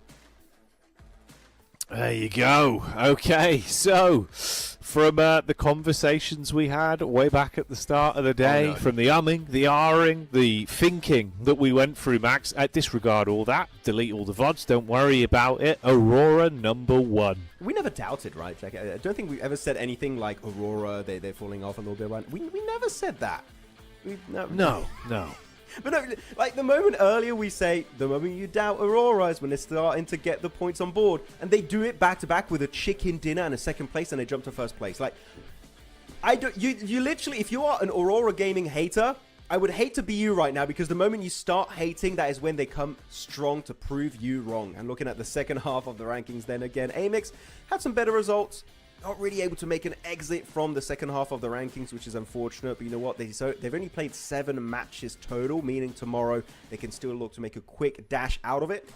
But on this side, also Afterlife. You know what, Jackie? Realistically, I would like to see more presence from them on the top of the rankings. Right now, 13th is way lower than my initial expectations for them. Yeah, no, I do agree with you. Maybe there's room to climb. But let's highlight our Infinix MVP player of the day, of course. This time around, it's going to be Arcred Star. There he is on screen now, bringing us some heavy beats for his play day today in terms of his cumulative aggregate. Oh, God, English is so hard. His aggregate statistics over the day. Certainly looking like a bit of a beast on the server, Max. Good elims, pretty consistent with the stats, and showing up for this team in some very key moments. Stellar performance from him and the entirety of Arcred, but not just him, also GOAT. I think that we're going to see most of the players, top 5 players of today, are going to be from Arcred and GOAT. Actually, it's probably going to be also some players of Aurora. Now that I'm thinking about it, maybe Doc, maybe some, maybe Rufus. He's also had some really good games, but I do believe most of those members should be GOAT. I mean, especially looking at Force, I think he had an absolute banger today. And Oh my goodness! I mean, what do you, I don't even know. Wow. Like, other teams have a good day, right? Go Arcred and they're like, just shut up, and it's just Dark. It's Kino is top up there. The Mongolian trifecta at the top, followed up by then Zerich and Effys, which is good to see Zerich back and doing some really big plays here in this tournament. But look at the survival time. It's 25 minutes, 24 minutes, you know, Zerich, Effys taking this super seriously, and then you have Doc 17 minutes, top 18 minutes and a half. The fact they get this amount of eliminations, Jackie, in such a small amount of time is just mental. No, it really is. It actually is bizarre.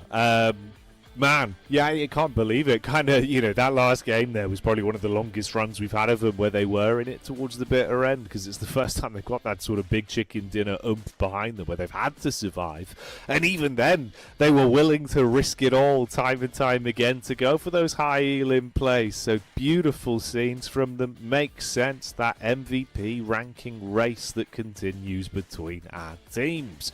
And if you missed any of the action, of course, here's how it all went down. Started way back on Rondo, and that was where Arcred got their one of 2 wins today. The other was on Miramar in Game 8.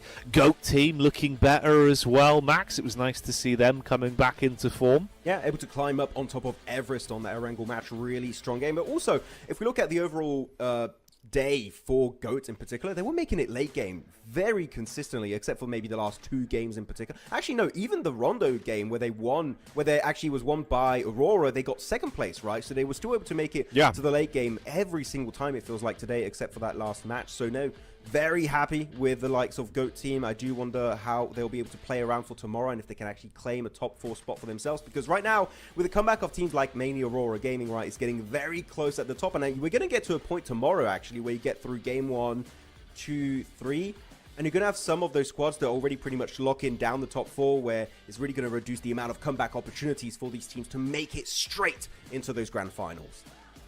Exactly, in that top 4 spot, locked in and ready to continue fighting for the lion's share of the prize pool and qualification to Jakarta. That's what they're all gunning for. But hey ho, that's the end of day 2 of knockouts. So please join us tomorrow when it only gets more intense, it only gets more exciting, and myself and Maxman will be back on your screens for even more action here. Don't miss it. We'll see you then.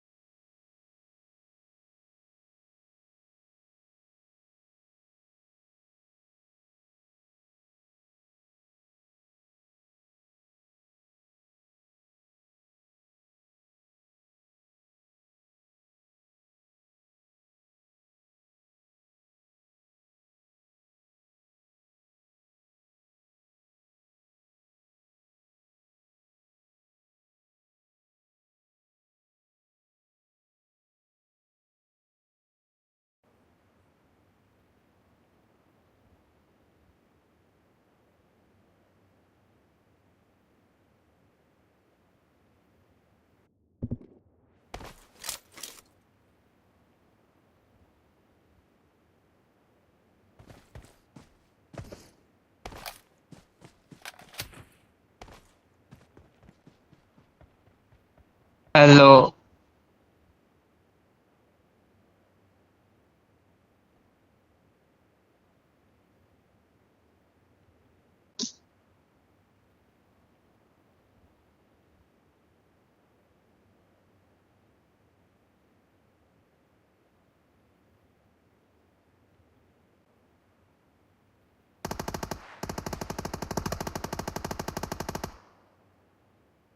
Batu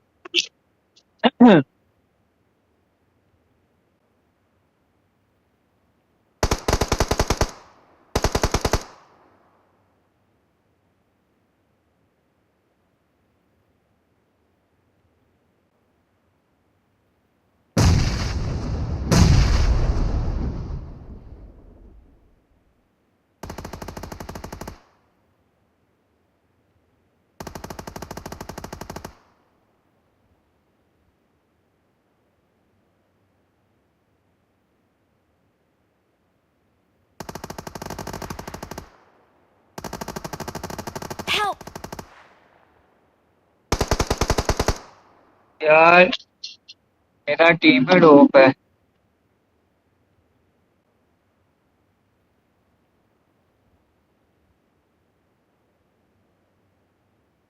brother hello. Oh brother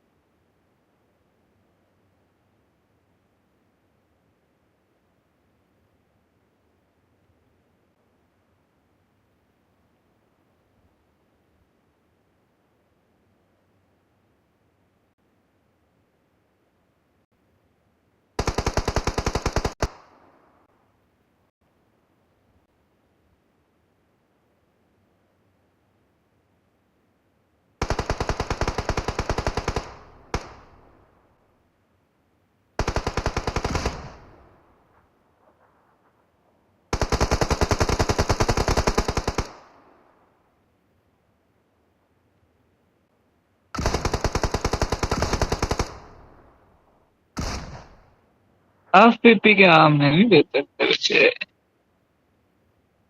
मेरा teammate भी open है।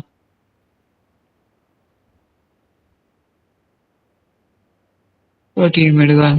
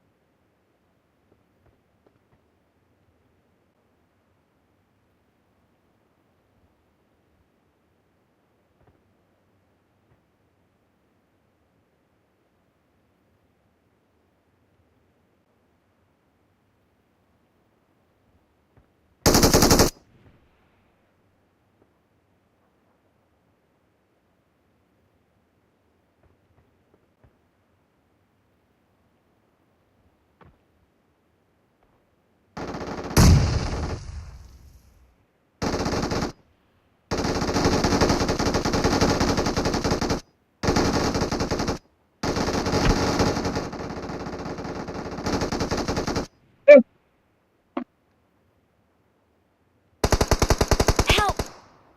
अब तो अच्छी है यार।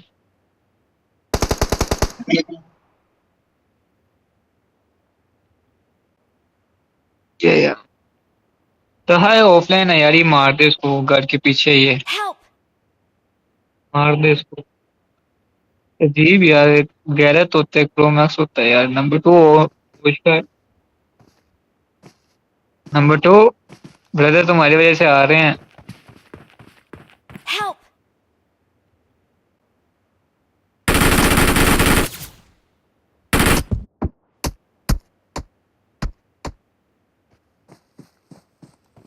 क्या करें यार।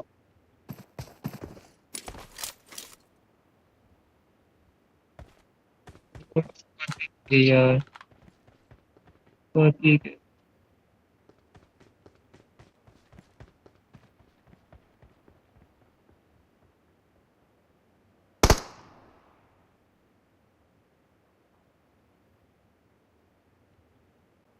Help! यार, ये रहती है यार। पेमेंट ओपन है भाई मेरा। ओए होश का नंबर 2, वो अपने आप को मार गया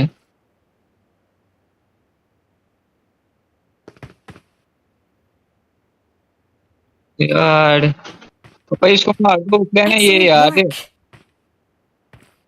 हेलो,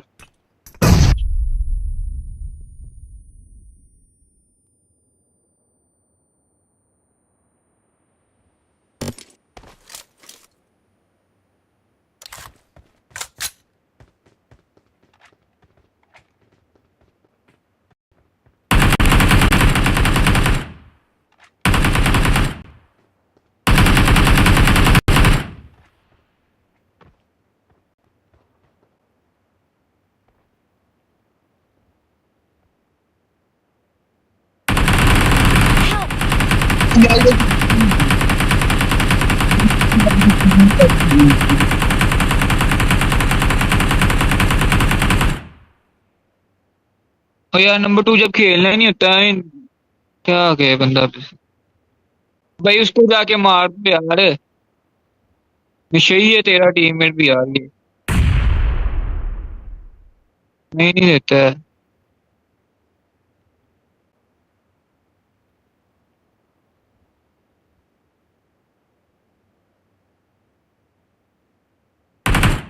ये बंदे को बात ही नहीं बता, तुमने वो उसको जाके मार गया मार गया उसको बाय फायर।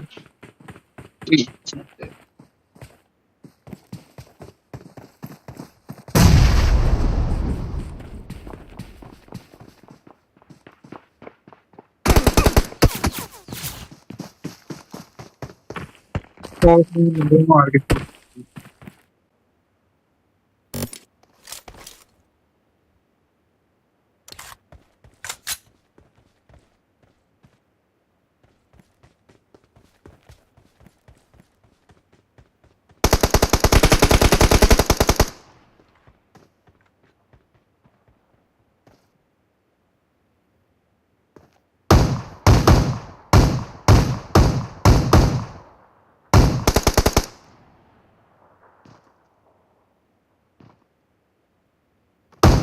मेरा टीममेट हो गया है।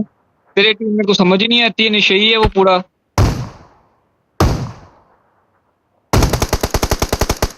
Help! ये देख, अगले ओपन में प्लेट मार के शौके होते हैं।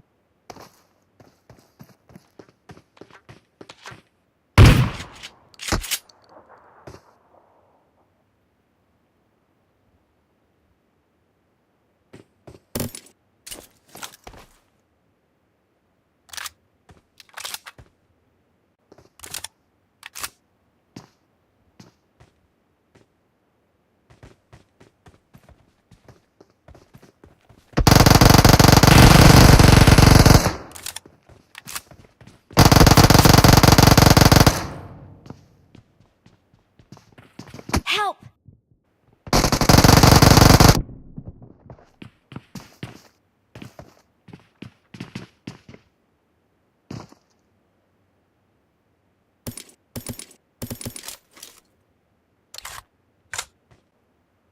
तो तुम लोगों को तो रिवाइव देने वाले बंदे भी है मेरे पास, तुम लोगों को रिवाइव देने वाला भी कोई नहीं।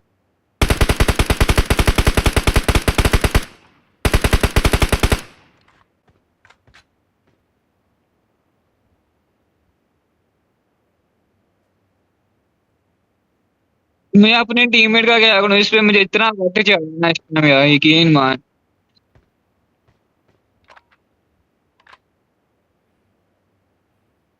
तेरा टीममेट ऑनलाइन है, किधर है?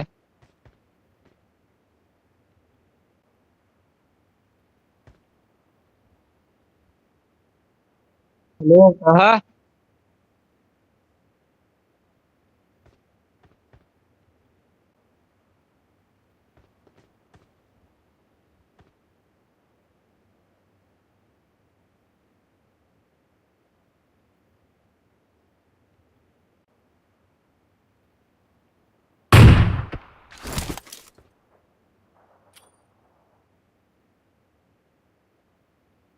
क्या है?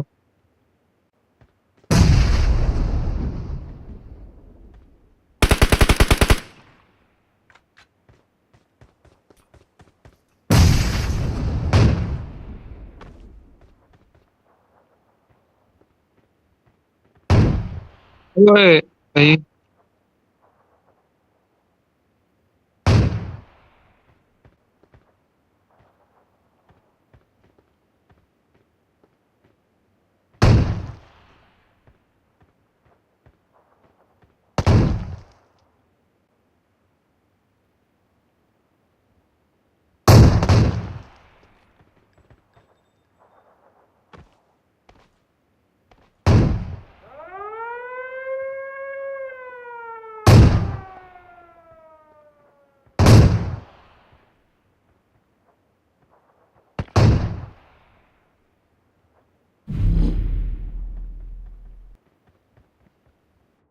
Help!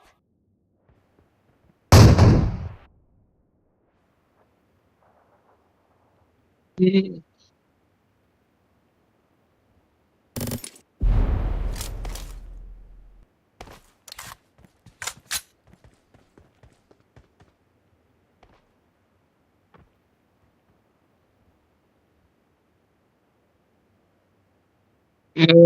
तीन लोग हैं भाई।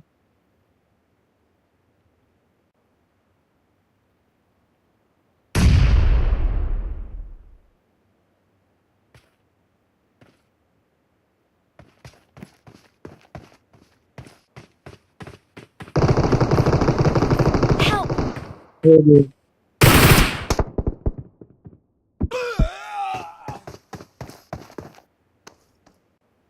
अब भाई टीममेट ही ऑफलाइन है, मैं कैसे देख रहा हूँ। ये कुछ बस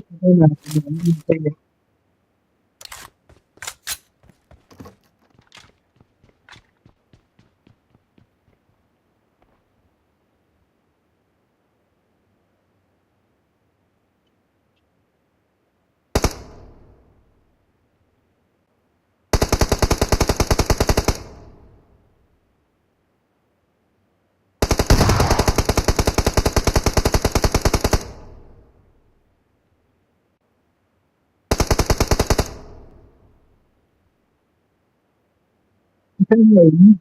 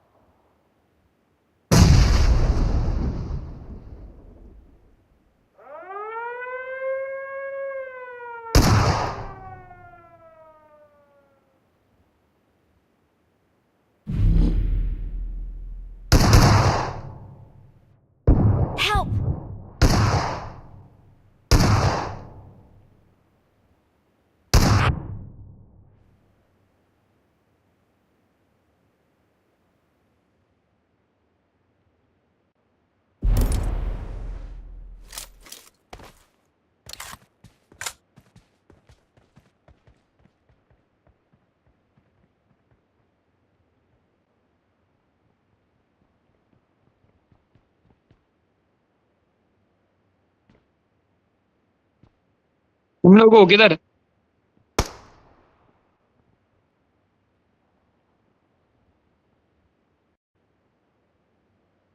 छत पे आओ।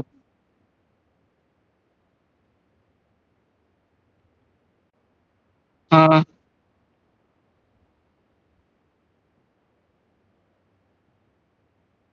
मैं आ रहा हूँ, छत पे आ रहा हूँ।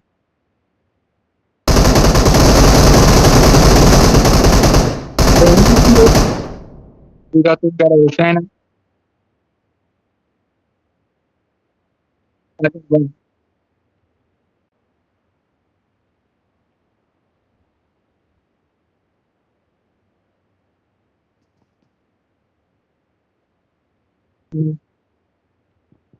छत पे मैं।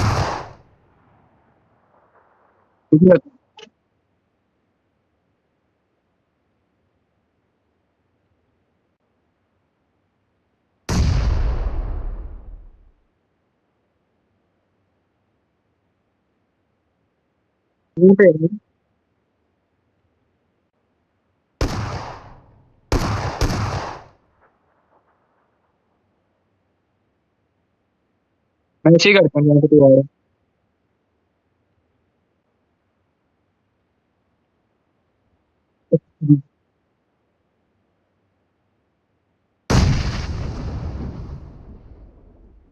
कितने डैमेज हुआ है?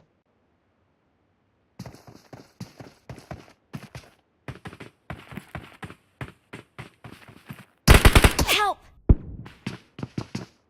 तेरा टीम किधर है?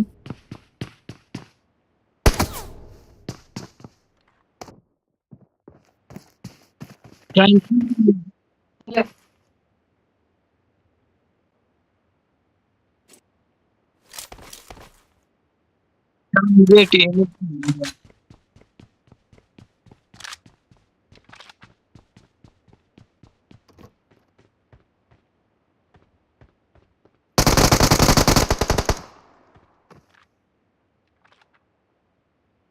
तेरा टीम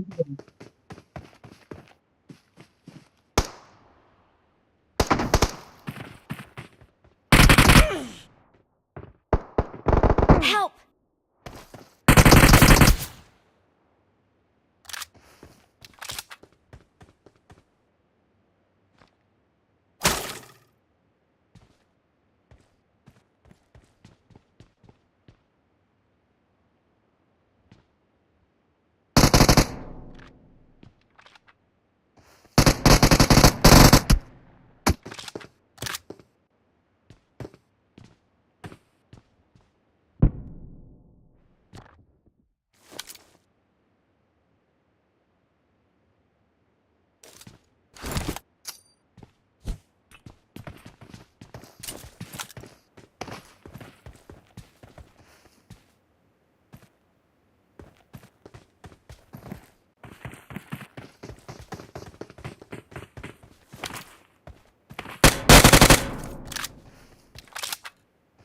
किधर है?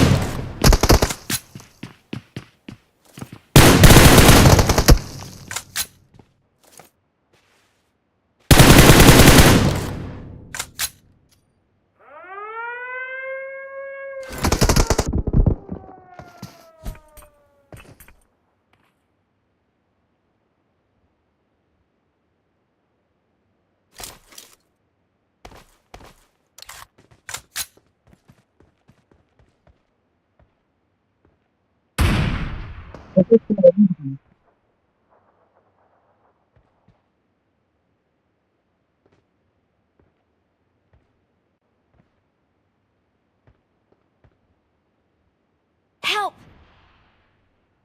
Yeah,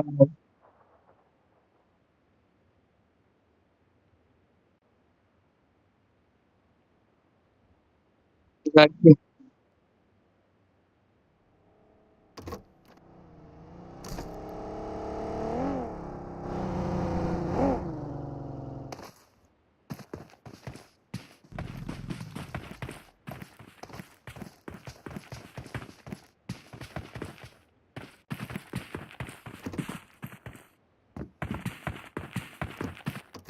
Dere.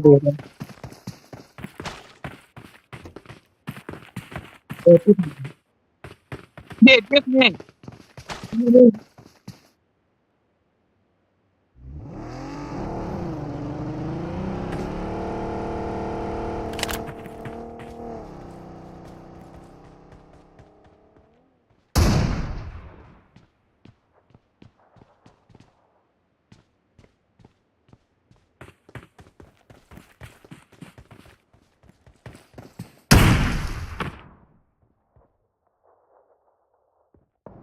Help!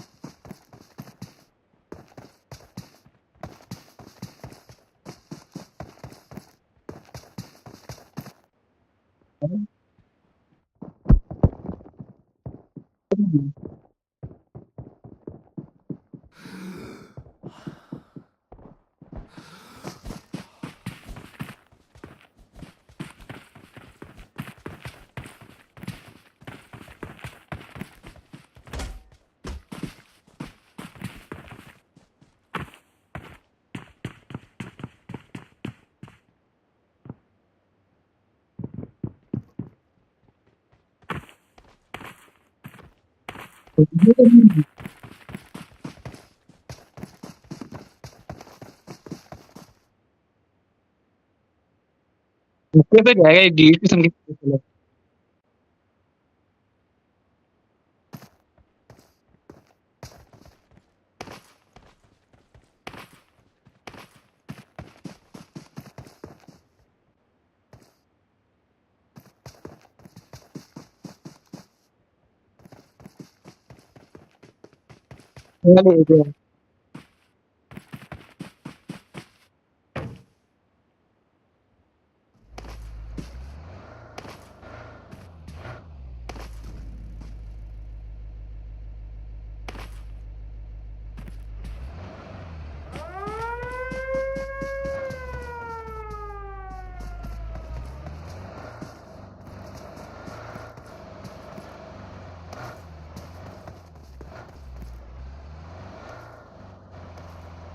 गाड़ी में जाएंगे ये साइड पे रहता है गाड़ी में जाएंगे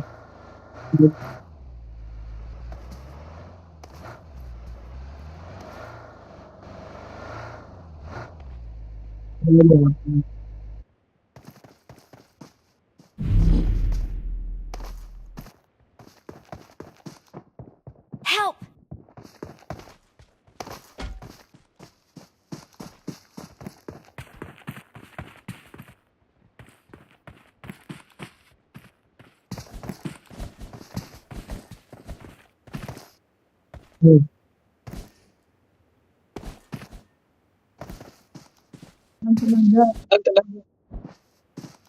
मैं गया यार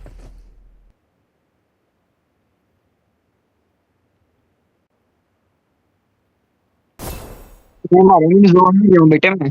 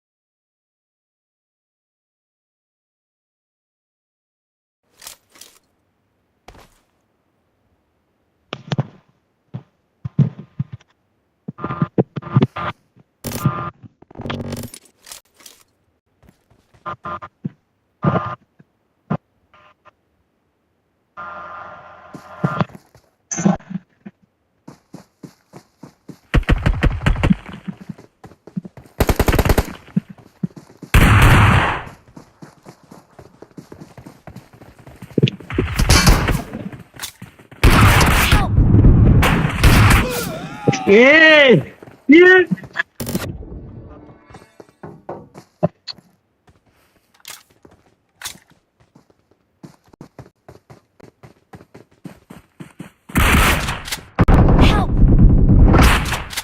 Nada मुझे मस्तानी की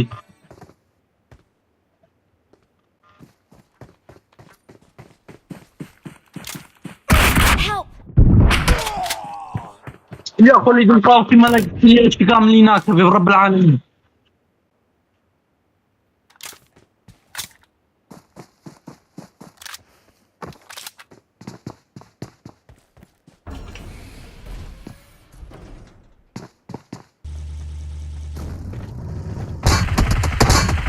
دي أهم شيء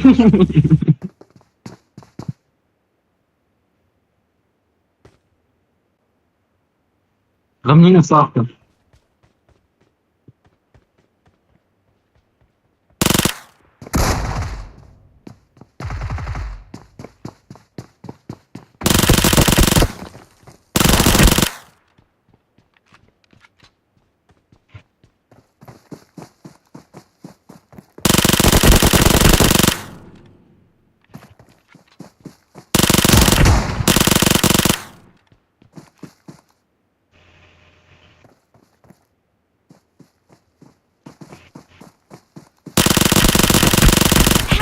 No!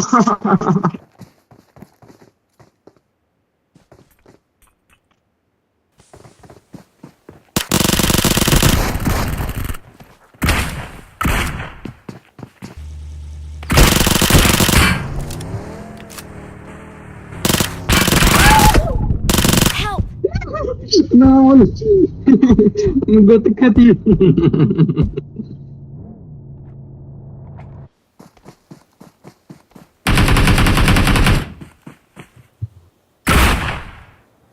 No, انت بتجيب من اخويا الكرسي.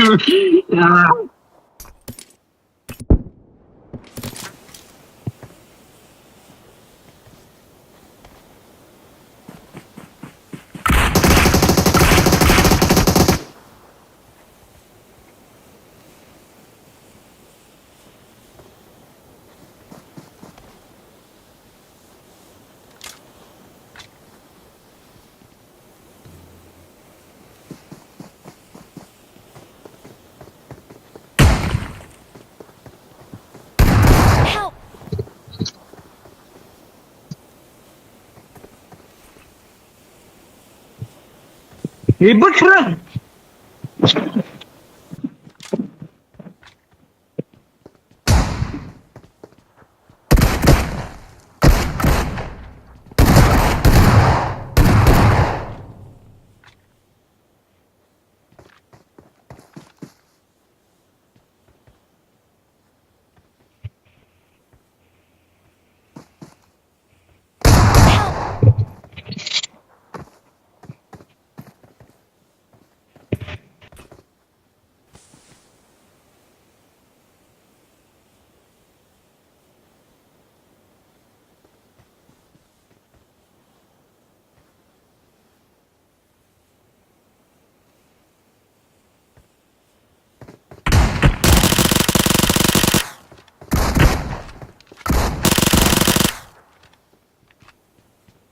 امشي منها يلا يلا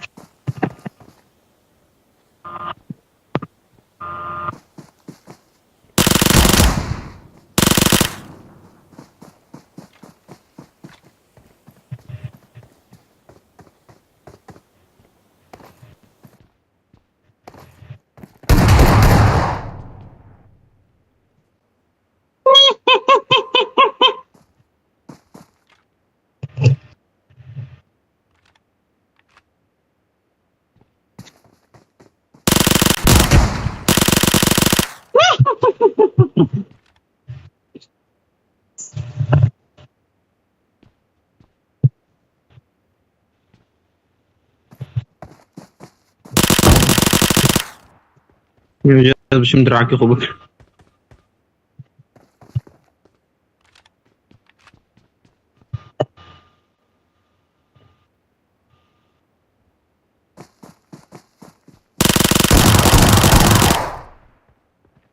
Ты قاعد اصفر نقري.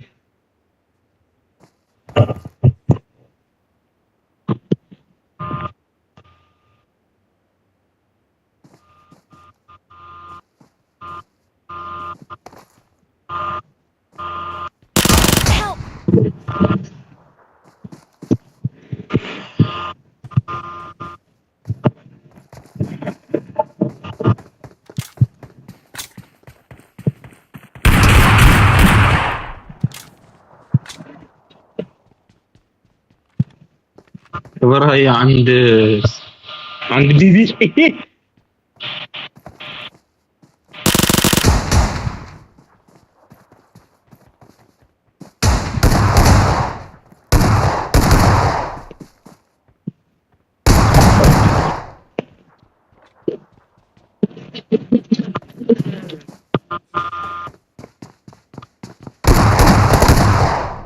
نيرون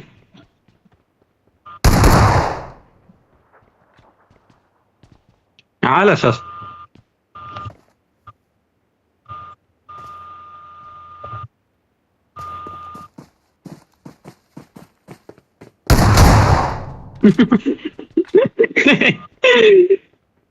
طيب طرح زوات.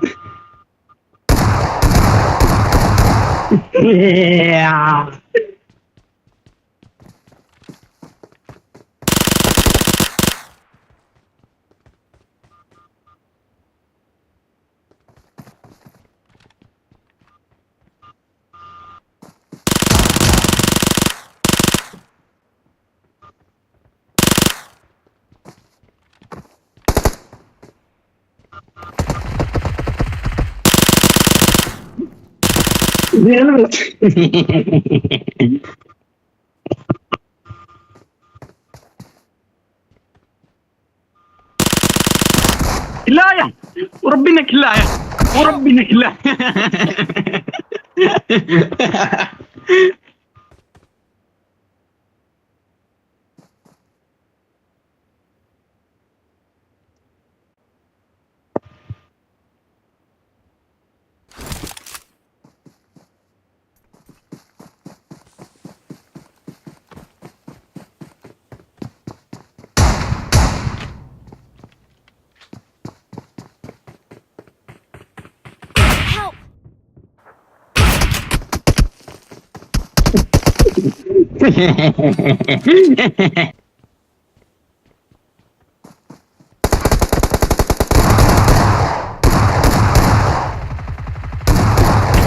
قروني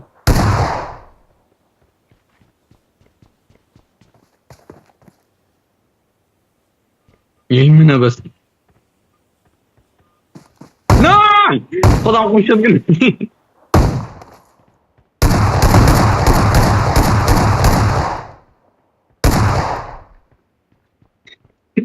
Пиш бибе шиман, който бибил бариек да бум.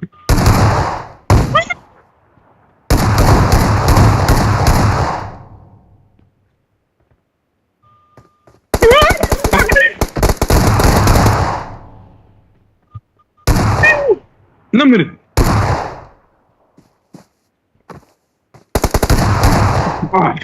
هيد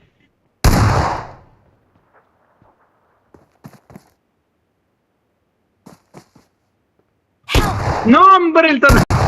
مرحبا اخوي في موقف طريف انت.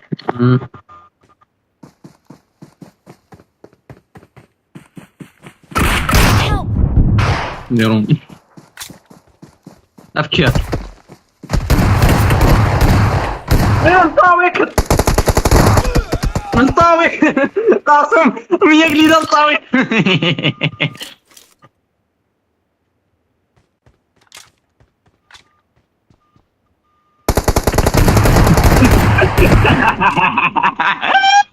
شكلي كان مفقودي.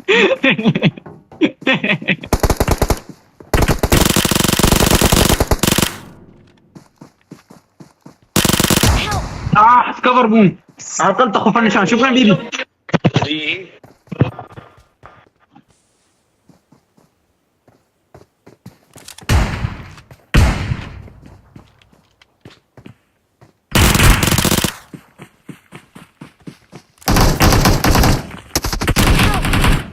كلب اي كلب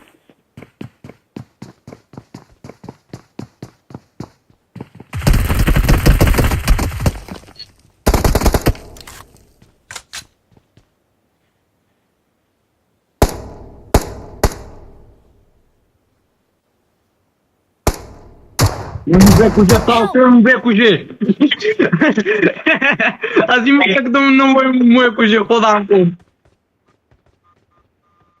E roda!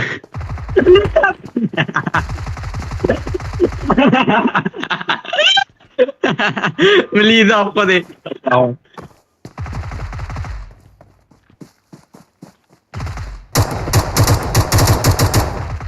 ده تيربويتم.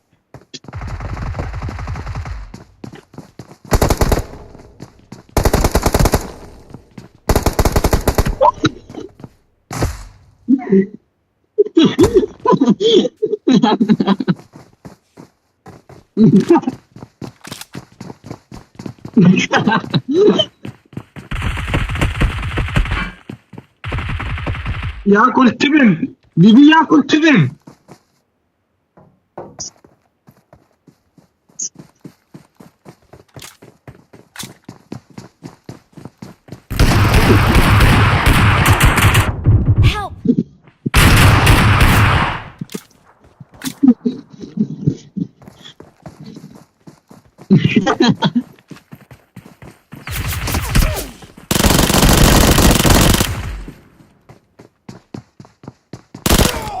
زبيبي تشرط كل توصل مني رجال بري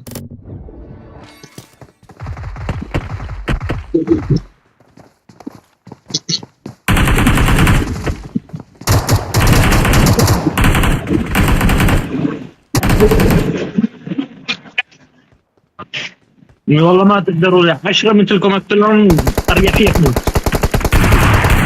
تبينيها وقفي نادي سوى سلاحي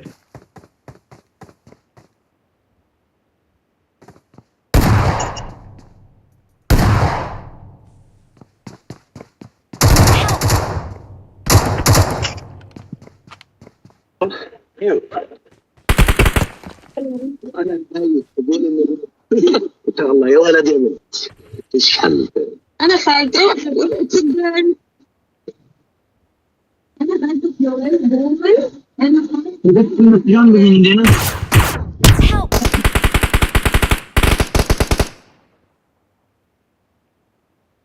نحن جزء صعب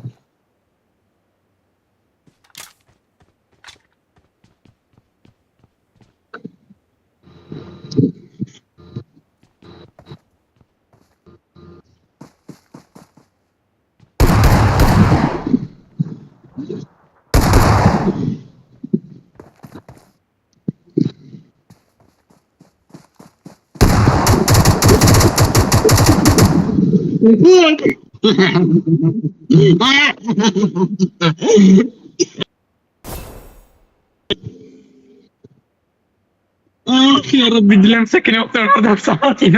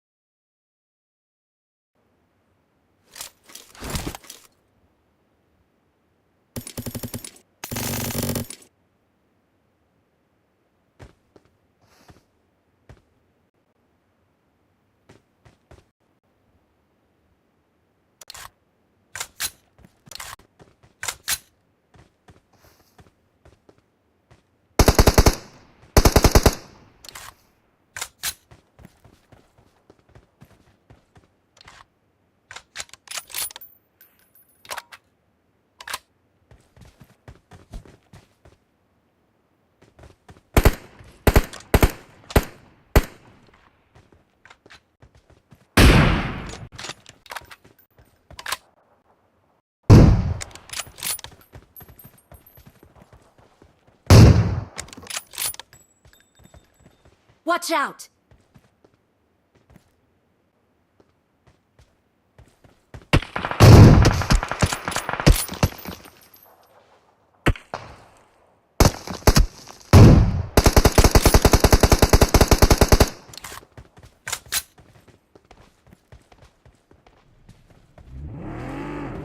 Watch out!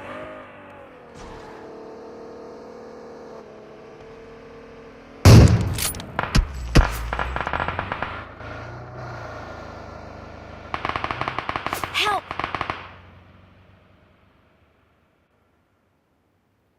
Watch out!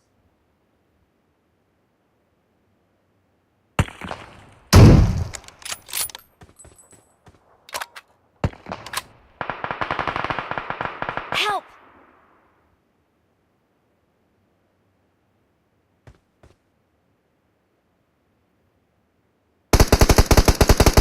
Help!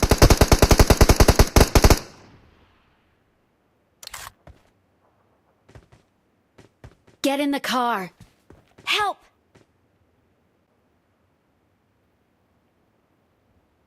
Watch out! Watch out! Help! Watch out!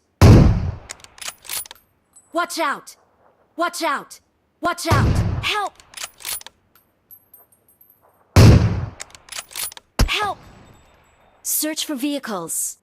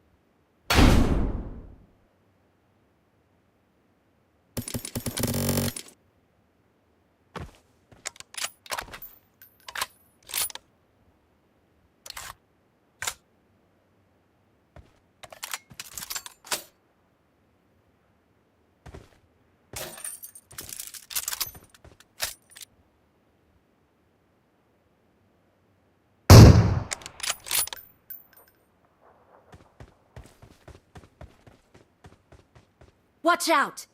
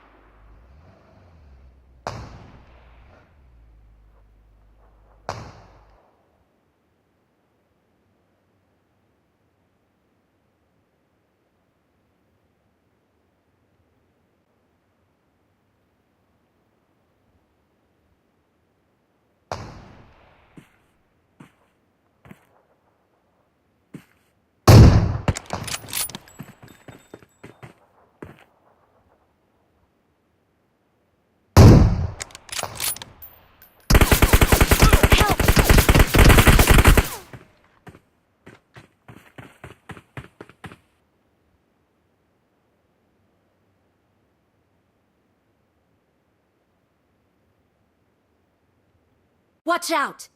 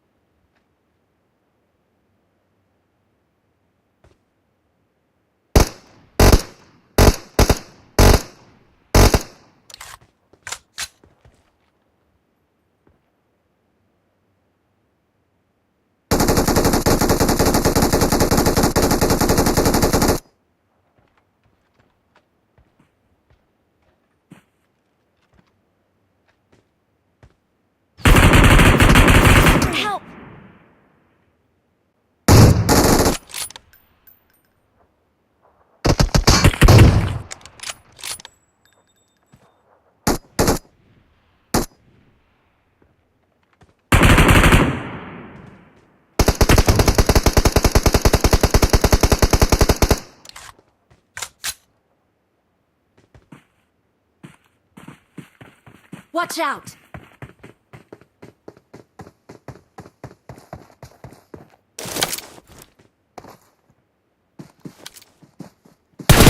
Help!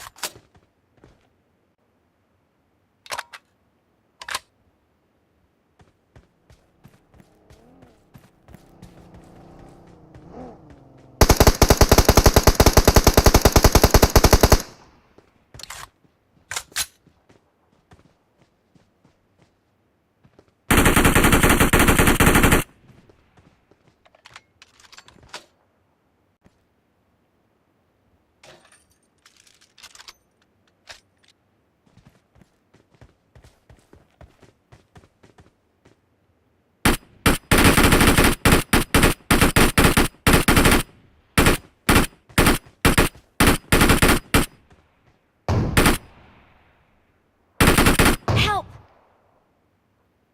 Help!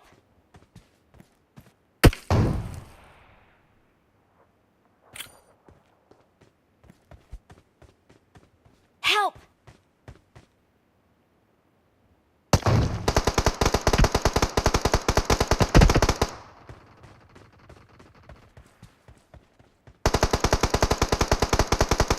Help!